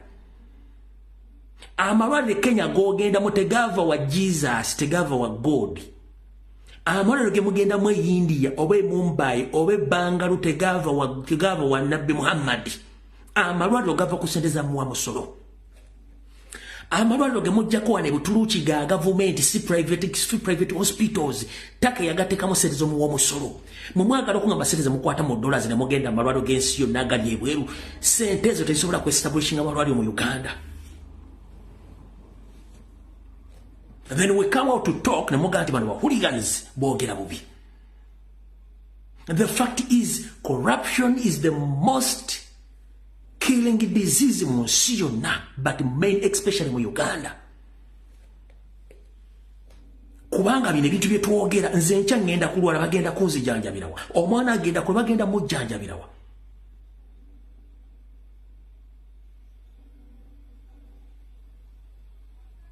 Gonokiriza ensi ne bagiteekamu mitindiro esatu egy'abantu abaavu abankusira basemberayo ddala abali abayisobolamu n'abagagga bannaggaga mu nsi ey'abajjajjabo nga mulimu emitendera gy'abantu basatu.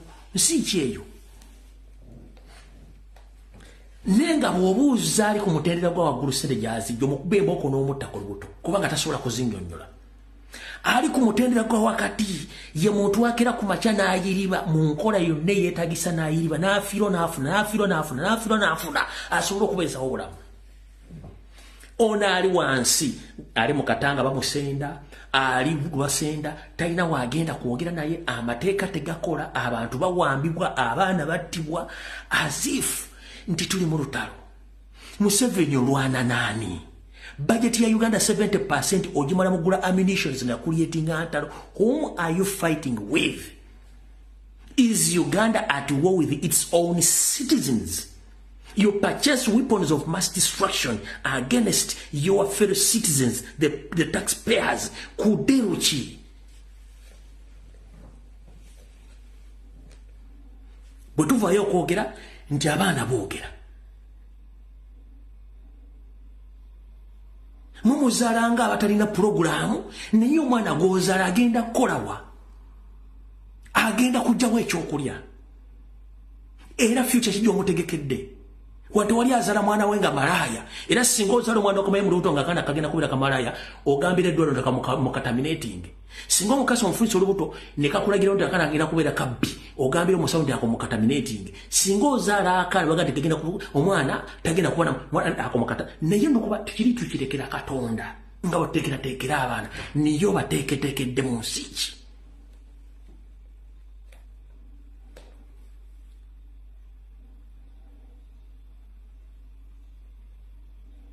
Bateekedde mu nsi ki.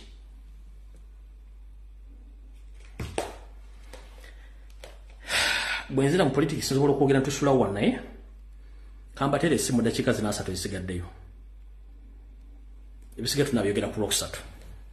Bwenzira mu politics tusobola okwogera mpaka ku makya simu nzitadde dakiika aga.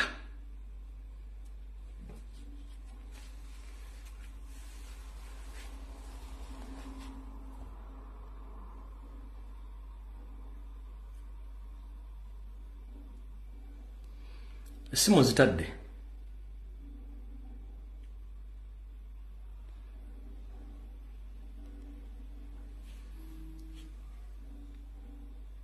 Hello. Hello. Sebo dakika emwemu strict dakika emwemu sebo.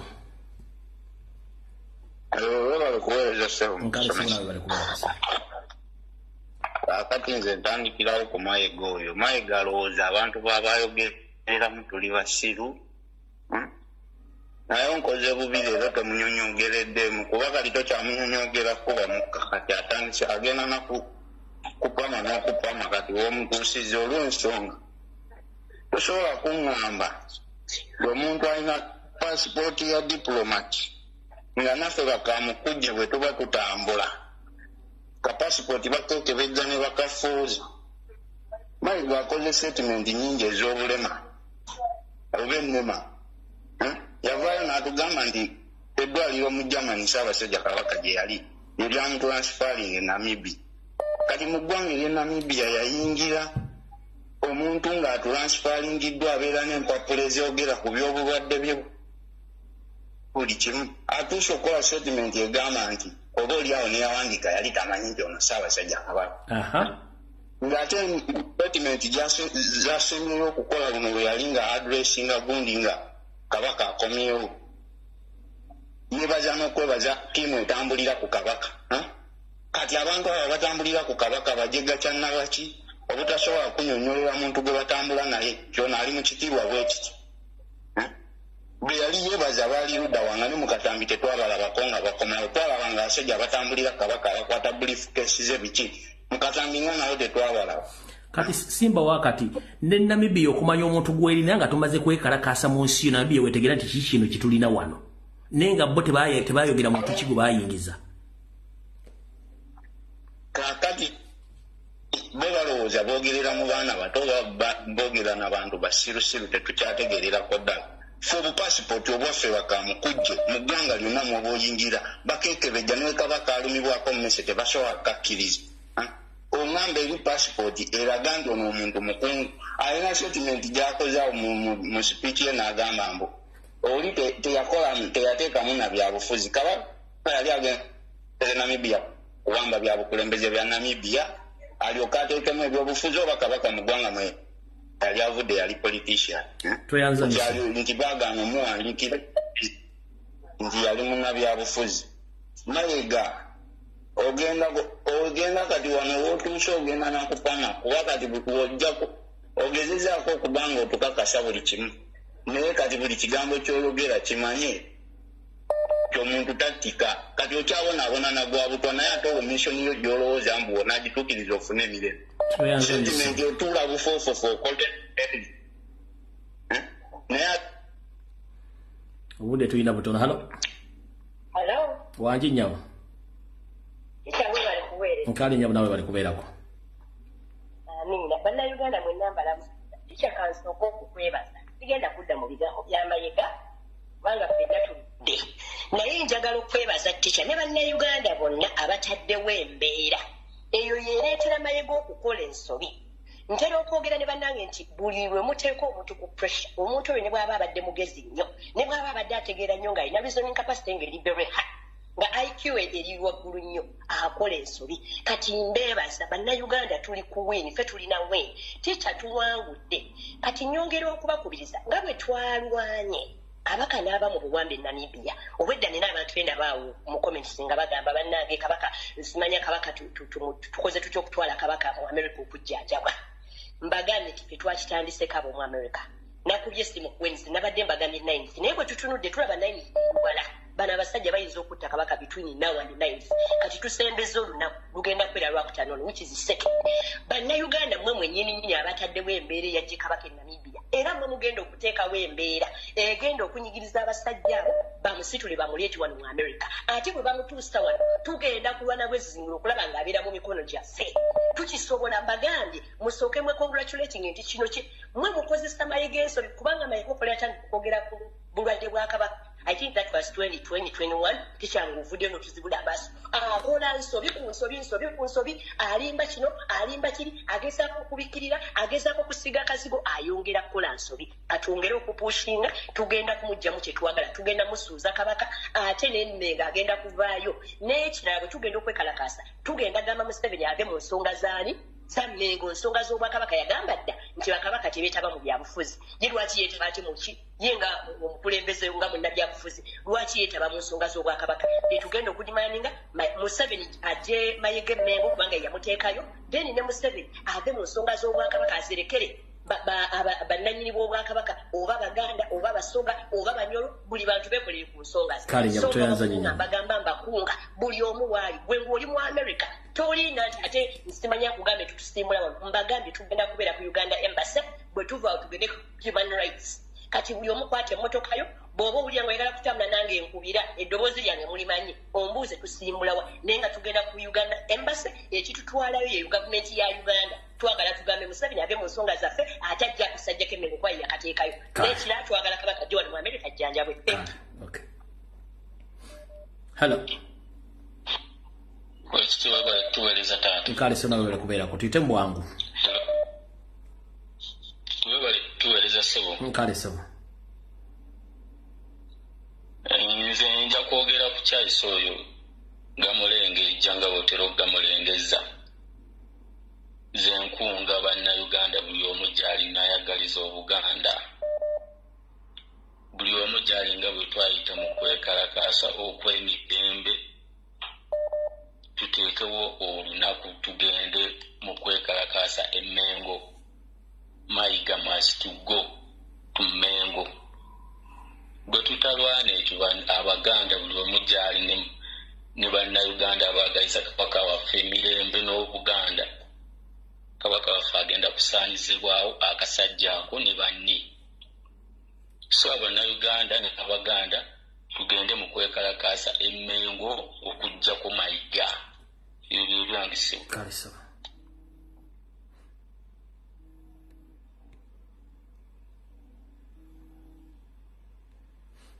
Hello. Hello, mukulu lumbuye. Wanje nyama. Webale tuweereza ffyo. Kale jaba nawe jeba. Kati ngabo akantu ako banawe tokategedde waliwo kootalengeza bulungi. Kakati Mayiga ku vidiyo ya Mayiga oyo ng'atandika okwogera. Agambye nti nno ensi eno Namibia tetwetaaga visa. Akantu ako nenkanoti nga tetwetaaga visa. Kale ate n'agamba nti nno baasaba ennaku 9, which is okay.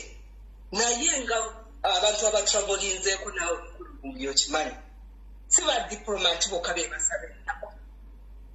Ekyo kibuuzo kiri common ku bantu abali nomo ne badiplomats bakubuuza ennaku z'ogenda okusigalayo. Okitegeera ekintu ekyo? Era bakubuuza ne bagamba nti n'ogenda holiday gy'ogendako trip ogenda kumalako ennaku mmeka. Kati lwaki muŋŋamba ekintu ekyo? Abo abantu be baawandiika ebbaluwa nga basaba ensi ennaku 9. Teyali decision ya kabaka. Bo be baasalawo nti no kati tugenda mutereka nnaku mmeka. Katumutereke katuweye emyezi 3. Emyezi 3 egyo oginaggwerako anaabafuusinga tekumujjayo. That was the mission. Kati tebatukuzabuza nze akokati madde njagala okunotisinga mwako. Tweyanziza nnyo. Katugambye nti nate twetaaga visa ate baplayingira visa kati saabitulidde bulungi ebyo. Webale nnyo tuweereza. Hello. Oweggulama atudde ku kafoomu k'omuvule ogamba otya? Kafoomu kati ngenda kufuna akeetooloola yita mu bwangu tugende ngenda kufuna kafoomu akeetooloola. Ate funanga ka muvule. Akonko akawulire abo. Mukama webale kuweereza. Amina sebo. Ongoyogera n'ekisolo omuto. Yita mu bwangu aloga musanjiwo tugende. Mukama wange nsookera ddala okwebaza okukulemberamu olutabaalo olw'okulaba nga tutaasa Ssaabasajja okuva e Namibia. Webale nnyo webalire. Era ffenna tukwegattako ffenna tutuula Gulama ku kafoomu ak'omuvule. Ssebo webale nnyo webalire ddala. Naye oluvannyuma okubeera nti tuleekaanye nnyo tulaba nga Ssaabasajja Namibia nga mulamu. Olwaleero waabanga ali wano ewaffe mu Uganda twongere kwekwata kitole tetukkiriza Ssaabasajja ate kutuyita mu ngalo. Nze mbadde mbasaba mwenna bakama bange mwenna gye muli twongere okuleekaana twongere okwasama abatuvume bere tukkiriza Ssaabasajja ate kuddamu kumutuyisa mu ngalo bamutwali gye tutamanyi bwebaba nga bamututte Masaka ng'ali Masaka naffe tugere tumusalireko eyo e Masaka tugambe twagala Ssaabasajja abeere nga yeetaaya nga bw'ayagala. Bano abasajja abagenda ku mipiira gy'amasaza nabo tubazingireko eyo bate tuyige okuboola tuyige okusosola abantu abo nabo tubazingireko eyo tubateeke ku mbeera embi gibadde ku Ssaabasajja naffe kati embeera embi tugibakyusize tugibateekeko gibatadde ku Ssaabasajja nabo bagiwulire nga bwesitowa webale nnyo okuweereza pica.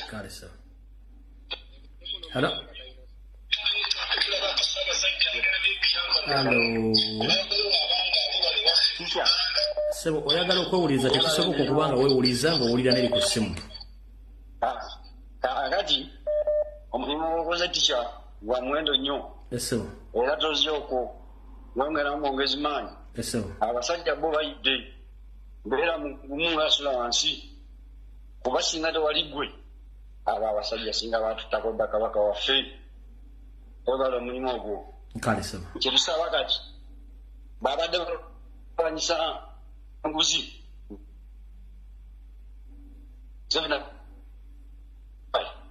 ate nze nanyini nguzi ate mwagala abasajja banja netiwaaka. Halo mukale nnyo naawe bali kubeerako. Kyanze ninawo ebibuuzo byange ebyabataka.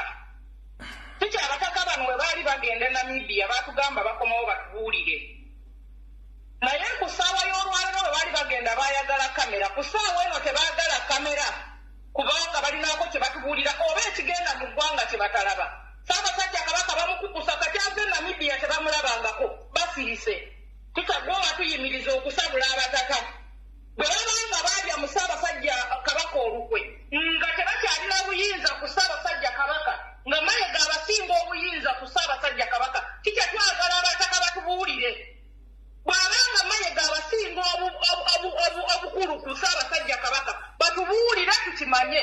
Ssaabasajja Kabaka abo be basinga obukulu eri Mayiga be bakulembera Mayiga n'abavaako emabega. Lwaki basirisa obutavaayo kwogera ku Ssaabasajja Kabaka engeri gye bamukukusaamu? Tebamulabangako okuva lwakomawo e Namibia okuva lwe twamulabanga bali ku kisaawe. Lwaki tebavaayo kutugamba babaava ku Ssaabasajja Kabaka nga bamulyamu olukwe? Tikyanjagala batugambe tikyagwa watugaana okusabula abataka tusobola okubasabula abo abasajja b'embuto ennene wanga tugaana n'otugamba tulindemu. So tulina obusungu okubanga Ssaabasajja Kabaka bamukukusa omutwala eno bamutwala eri abataka teboogera tebamanyi na bwali tebamulabangako wuyo bamusaze tayagala bamulabe. Ssaabasajja Kabaka bwe babanga abataka bamulyamu olukwe batubuulira abataka kikya tetwayagala Mayiga Mmengo Mayiga ava Mmengo Mayiga ava Mmengo kikya twagala okuddamu okulaba nga Mayiga avudde Mmengo era Ssaabasajja tukuloopera twagala Mayiga ava Mmengo. Uneeyanziza nnyo kikya weebale kuweereza akunkuumira akakuumira mpeera.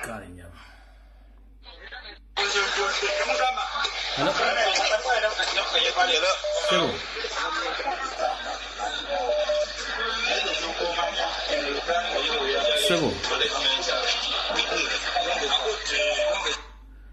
muganda wange wooli waliwo ebireekaana bingi nnyo. Musomesa nkulamusiza Mukama nange bwe ntyo Sebo yita mu bwangu Sebo. N'eggwanga lyonna tutya obuzibu bwe nnina n'abantu Abaganda mbadde nsaba buli Muganda yenna waali olutalo terunaggwa tulwanagane nga tetusobola. Mayiga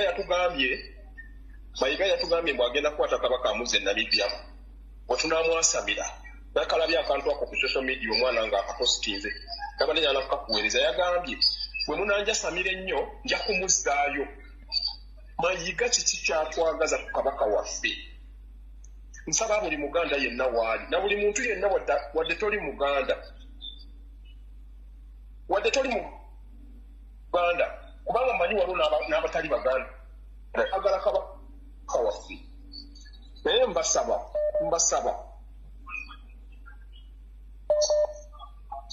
kakati kyenjagala tukole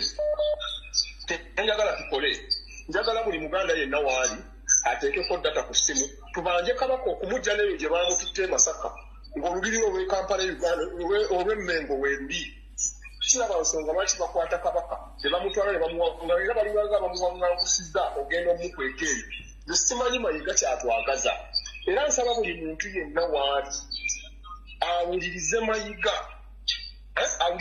ebigambo byayogera omanyi abantu abamu babibuusa nze nange natunuulira Mayiga tica nga Ssaabasajja Kabaka awanise bw'ati emikono ebiri naye nze message nagifunirawo kubanga Kabaka si bw'ati bw'atusiibula Kabaka nga awanise bw'ati emikono ebiri atulaga nti empeta yange sigiina nawambibwa dda Mayiga yakutte ejjambiya n'akwata Kabaka n'amusalaasala okutu lwaki atusalirasalira Kabaka waffe okutu nga tutunula bwe tuti era yonna ensonga abataka bazitunuulira baziraba olw'okuba bo balya ssente bayisaawo byabwe naye nkubiriza buli muntu yenna waali ayagala Kabaka oba muganda oba si muganda tuveeyo tusitukire wamu tugobe Mayiga okusookera ddala bwe tunaba tugobe Mayiga nze mmanyi embeera yonna ejja kutereera okulaba nga Mayiga ava Emmengo kubanga obuzibu bwonna tusakankubuulire busibuka Mmengo obuzibu busibuka Mmengo Mayiga waali buli lwe bavugana ne babeera nga bategese emikolo gye bagitegese babagamba abantu abavumaganya Obwakabaka Mayiga si ye Kabaka fe Mayiga tukulumbanga muntu tetulumba Bwakabaka Kabaka tetulina tetuma tetulumba gwe ng'omuntu era buli nsonga yonna gy'ateekawo eyo yonna mu byaffe tubiwulira babagamba abantu abamayisa amabi abavumaganya Obwakabaka tetuvumaganya Bwakabaka tetuvumaganya Bwakabaka era tulina obuzibu n'omusajja gwe bayita Mayiga Emmenga n'akabondo luli omusajja oyo Mpuuga namuwulira ng'ayogera nga Ssaabasajja Kabaka akomyewo n'agamba Ssaabasajja abantu ab'emitima emirise bwe twabalabye bwe wayogerako natunuulira Mpuuga ne mpulira Mpuuga ng'ayogera naye nga basajja mmwe mutwagaza ki batemu mmwe abasajja mmwe abatemu abali Emmengo awo naye nze ngenda kusaba bwe nti tica buli muntu yenna alumirirwa Obuganda oli Muganda toli Muganda naye kubanga waliwo abasajja nga Bagasumba balumirirwa Obuganda naye nze nja kubasaba bonna baveeyo bonna baveeyo tugatte eddoboozi omulundi gumu tulabe nga tutwalaganya omusajja oyo atufuukidde ekyonziira wano Emmengo naye tunaabeera awo ne tusirika ne tuwoza nti tica gye bali nonno buli omu waali tubanje ne Kabaka eyo yonna gye bamututte tetumwagalayo Kabaka mulamu alina okubeera ku mukolo gwe gw'alina okubeerako Kabaka mulamu twamulaba ayogera atambula Mayiga mukweka ate natandika Mukama wange fundikira saagala kukuulako bukozi fundikira saagala kukuulako ze bampisa mbifundikira kuba eddakiika ebaddemu emu baasi neyanza nnyo tica n'olw'ensonga eyo nkubiriza Abaganda mwenna we muli tusigale nga tukyalimaani nga tukyabanja Kabaka waffe tumwetaaga buli mukolo ng'abeerako so si Mayiga tutegeerera neyanza nnyo ssebo neyanza Ssaabasajja Kabaka awangaali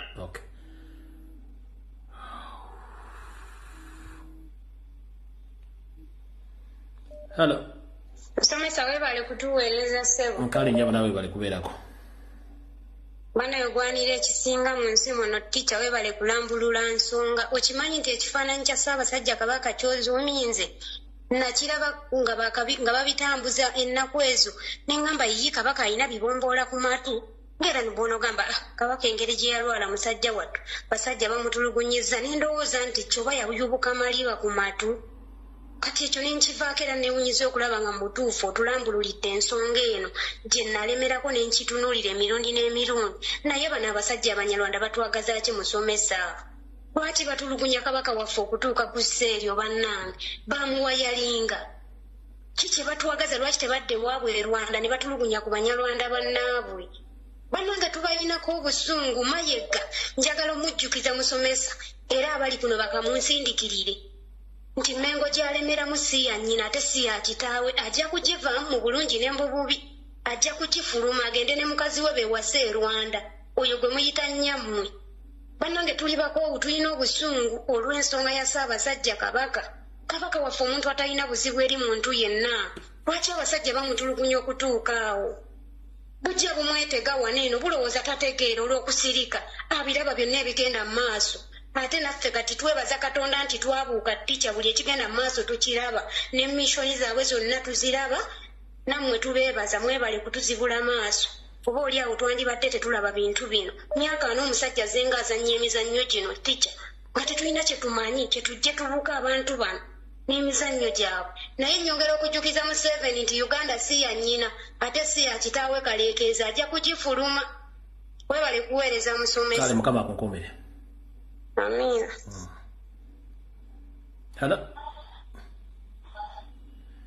Hello. Bw'okuba essimu nange yogera saala kujjawo nga nkukutte sina kyakukolera. Hello. Hello. Maama yogeza maanyi obudde tulina butono kale nyabu nawe kyebaleko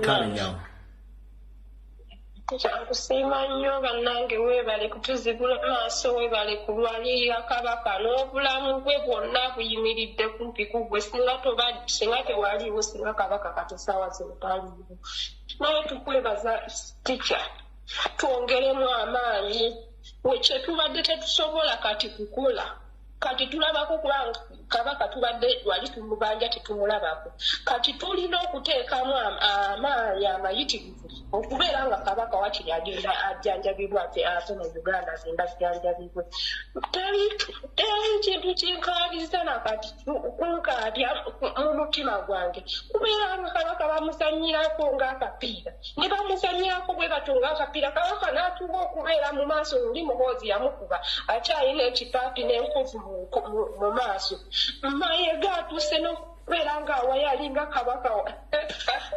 wabula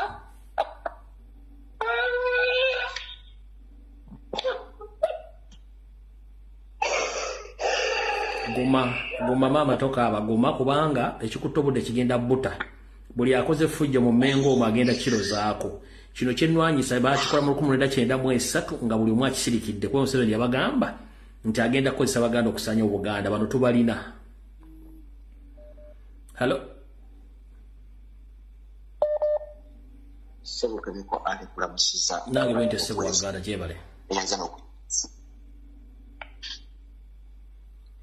ekisookera ddala tweyanza nnyo bannayuganda mwenna eyo nagyo muli okwetolola mu nsi yonna omwasobola okuyimusa eddoboozi lyammwe nimugendera ddala konsoleti za Namibia tebakulimbako gwe munnayuganda tewubisibwa bw'otunuulira mu sisitimu ya Museveni divide and rule yakugamba butya bwe bawaŋŋangusamu taata wa Ssaabasajja Kabaka era yennyini yabawa amagezi n'abagamba basibe muti omwandikoze enkola ya Museveni kozesa abantu bayita ababi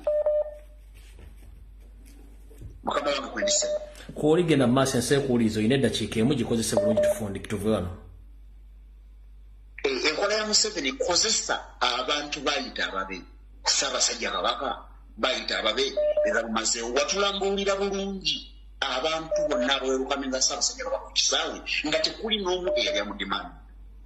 Ensonga yange ey'okubiri njagala nnyo okwebaza bannayuganda abeekalakaasizza ndowooza mwalabye bannayuganda amaanyi ge mulina kakati Museveni yakugamba nti ye takyalina lino eggwanga Uganda lyaffe ye takyalina kiyeeguya muzimu ku statements zazayogera yakitugamba nnyo bannayuganda ate bannayuganda we are on our last minute kubanga ye Museveni akimanyi nti muzi wa misango kumutenda gw'ensi yonna kati ye takyalina kyafiibwa bannayuganda kino kyekiseera singa kitununula ggwanga lyaffe tugenda kukifunga tukiza munda kensebeyo message eno nja kusaba bannayuganda mwenna ekintu kyetusobola okusasula omusajja ono Fred Lumbuye kwe kumutimba ku bizinensi zaffe kwe kumukolamu namba plate z'emmotoka wonna tumugulemu amakubo nga Fred Lumbuye akyali mulamu kensebeyo nga nsaba ekibiina kya National Platform n'omukulembeze wange His Excellency Bobi Wine batimbe ekifaananyi kya Fred Lumbuye awali ekisenge ky'abazira n'ekitaffe ono Fred ono omusajja ayafa nga bamuwadde obutwa Hussein Kyanyi yabagamba nti there will be a generation nga n'obugiwa ssente tekyasobola kubivaako. Fred Kajuga nkwebaza nnyo Buganda wange nze kyensobola okuwako okwebaza webali mubalira ddala Katonda kukuuma. Amina sobola Mukama kuume.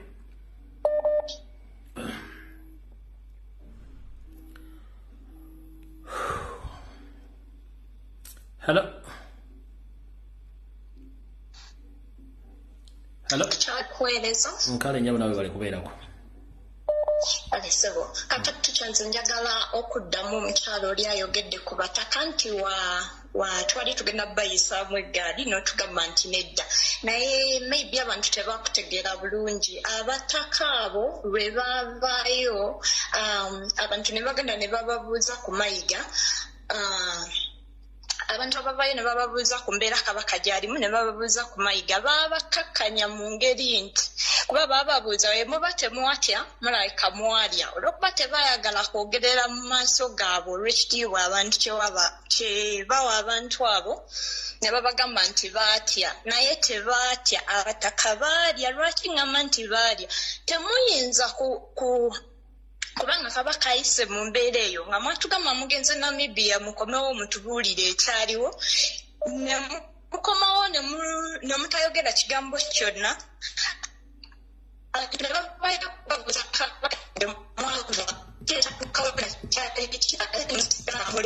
bafundikira beebaza Museveni olw'obawa ettaka era nga bamusaba ssente bazimbeko ekizimbe naye nga tujjukire nti bano abantu Museveni talina kintu kyakola nga talina backup oba nga tekirina gye kigenda kuguukirira.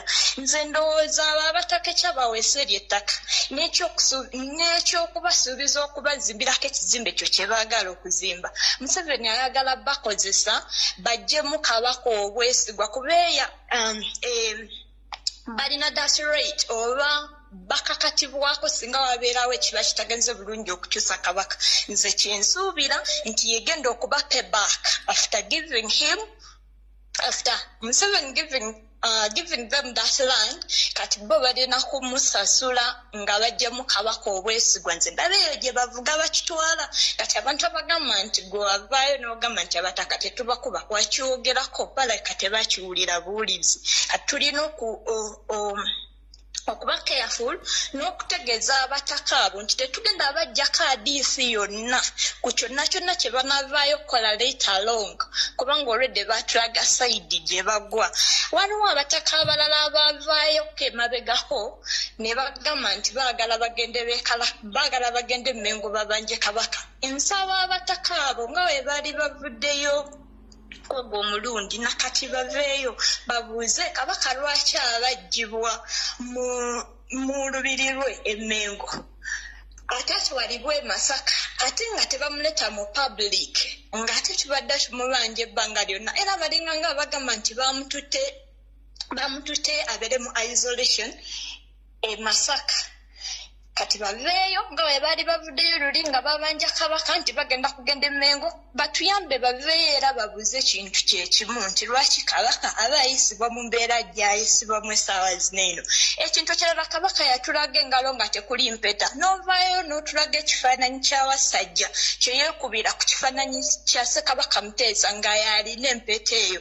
Ekyo kiraga lwatu nti abo abantu baali baagala Kabaka afe nga bamaze okulaga nti ono yagedde omusikira awasajja akwate empeta agiddiza Kabaka kuba it's rightfully his. Bwe baba bali bamanyi bagenda mutta tekigenda kusoboka ate tekirisoboka. Ekintu ekirala Abaganda n'Abannayuganda tubeererewo omuntu yenna abayenyigidde mu kkoozi y'okulwanyisa obukemuzi abayenyigidde mu kugatta eddoboozi ku bantu abanyigirizibwa era neebazazaawo ekintu kyakoze n'abayimbi abalala mulabire okwo mujja kuddaawo mulowooze nti olw'okuba mulinamu akasente essaawa zino nti ebigenda mu maaso tebibakwatako. Mbalayirira bibakwatako. Essaawa zino oyinza okuba olinamu omugaati gw'oyinza okulya ekyeggulo naye waliwo atagulina. Ate mulowooze nnyo nti bw'eba Uganda eri bweti nga muli bwemuto singa mulwana n'etereera how will things be? Biba bijja kuba more better. Naye ng'ekyo okukifuna muba mulina kusitula ddoboozi lyammwe muve mu tebinkwatako muve mu kutya kuba Uganda newootya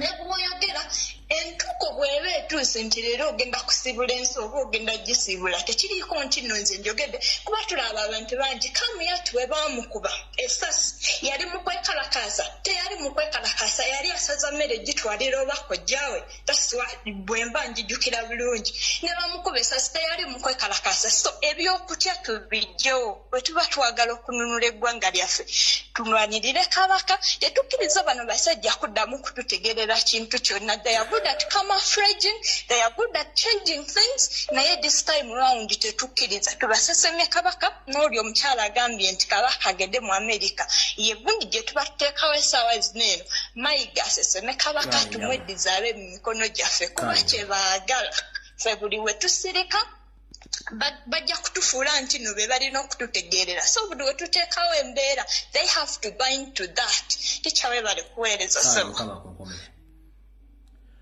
Alright, video tegenda kusukkawo.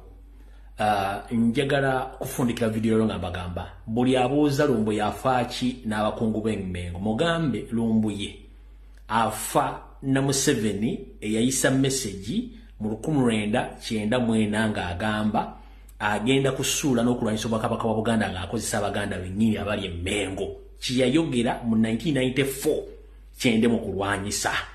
Tomuwa ansandala bwakubuza nti Lumbu yafaaki n'abakungu b'Emmengo mugambe Lumbu yalwana bigambo bya Museveni n'emission ya Museveni gye yakola 1994 we yagamba obote yakola nsobi okulumba Muteesa yandibadde akozesa Abaganda bennyini era Museveni Abaganda bakozesa bende mu kulwanyisa sirwanyisa muntu yenna nwanyisa Museveni eyawamba Buganda ng'akozesa Abaganda abali b'enkwe abatufutubadde Emmengo. That is it. That is my statement. Musabire nnyo Ssaabasajja Kabaka, musabire nnyo eggwanga Uganda kubanga we tulaga si walungi mukitegedde bulungi nnyo. Kati gwadde ku mutimbagano ne weewuguusa ng'omuwulu abikula ku mawo sikuyinaako buzibu weewuguuse nze statement yange obulumi bwange buva ku 1994 kyenwanyisa siina kirala kubanga mwe temwakimanya. Abasajja bakulu abali Emmengo temwakimanya, abakungu abali Emmengo temwakimanya, basajja ba Kabaka temwakimanya, nze nakimanya era yensonga lwaki nkirwanyisa essaawa zino kasita nakidetectinga nti kyekiri Emmengo nakati kyendiko mpaka last. Kale musule bulungi nsigadde wano Mawaggali atudde kafomu Gulama mbagaliza ekiro ekirungi video ewedde tujja kusinkana ndoza ku Lwakusatu Mukama bw'anaabanga asiimye.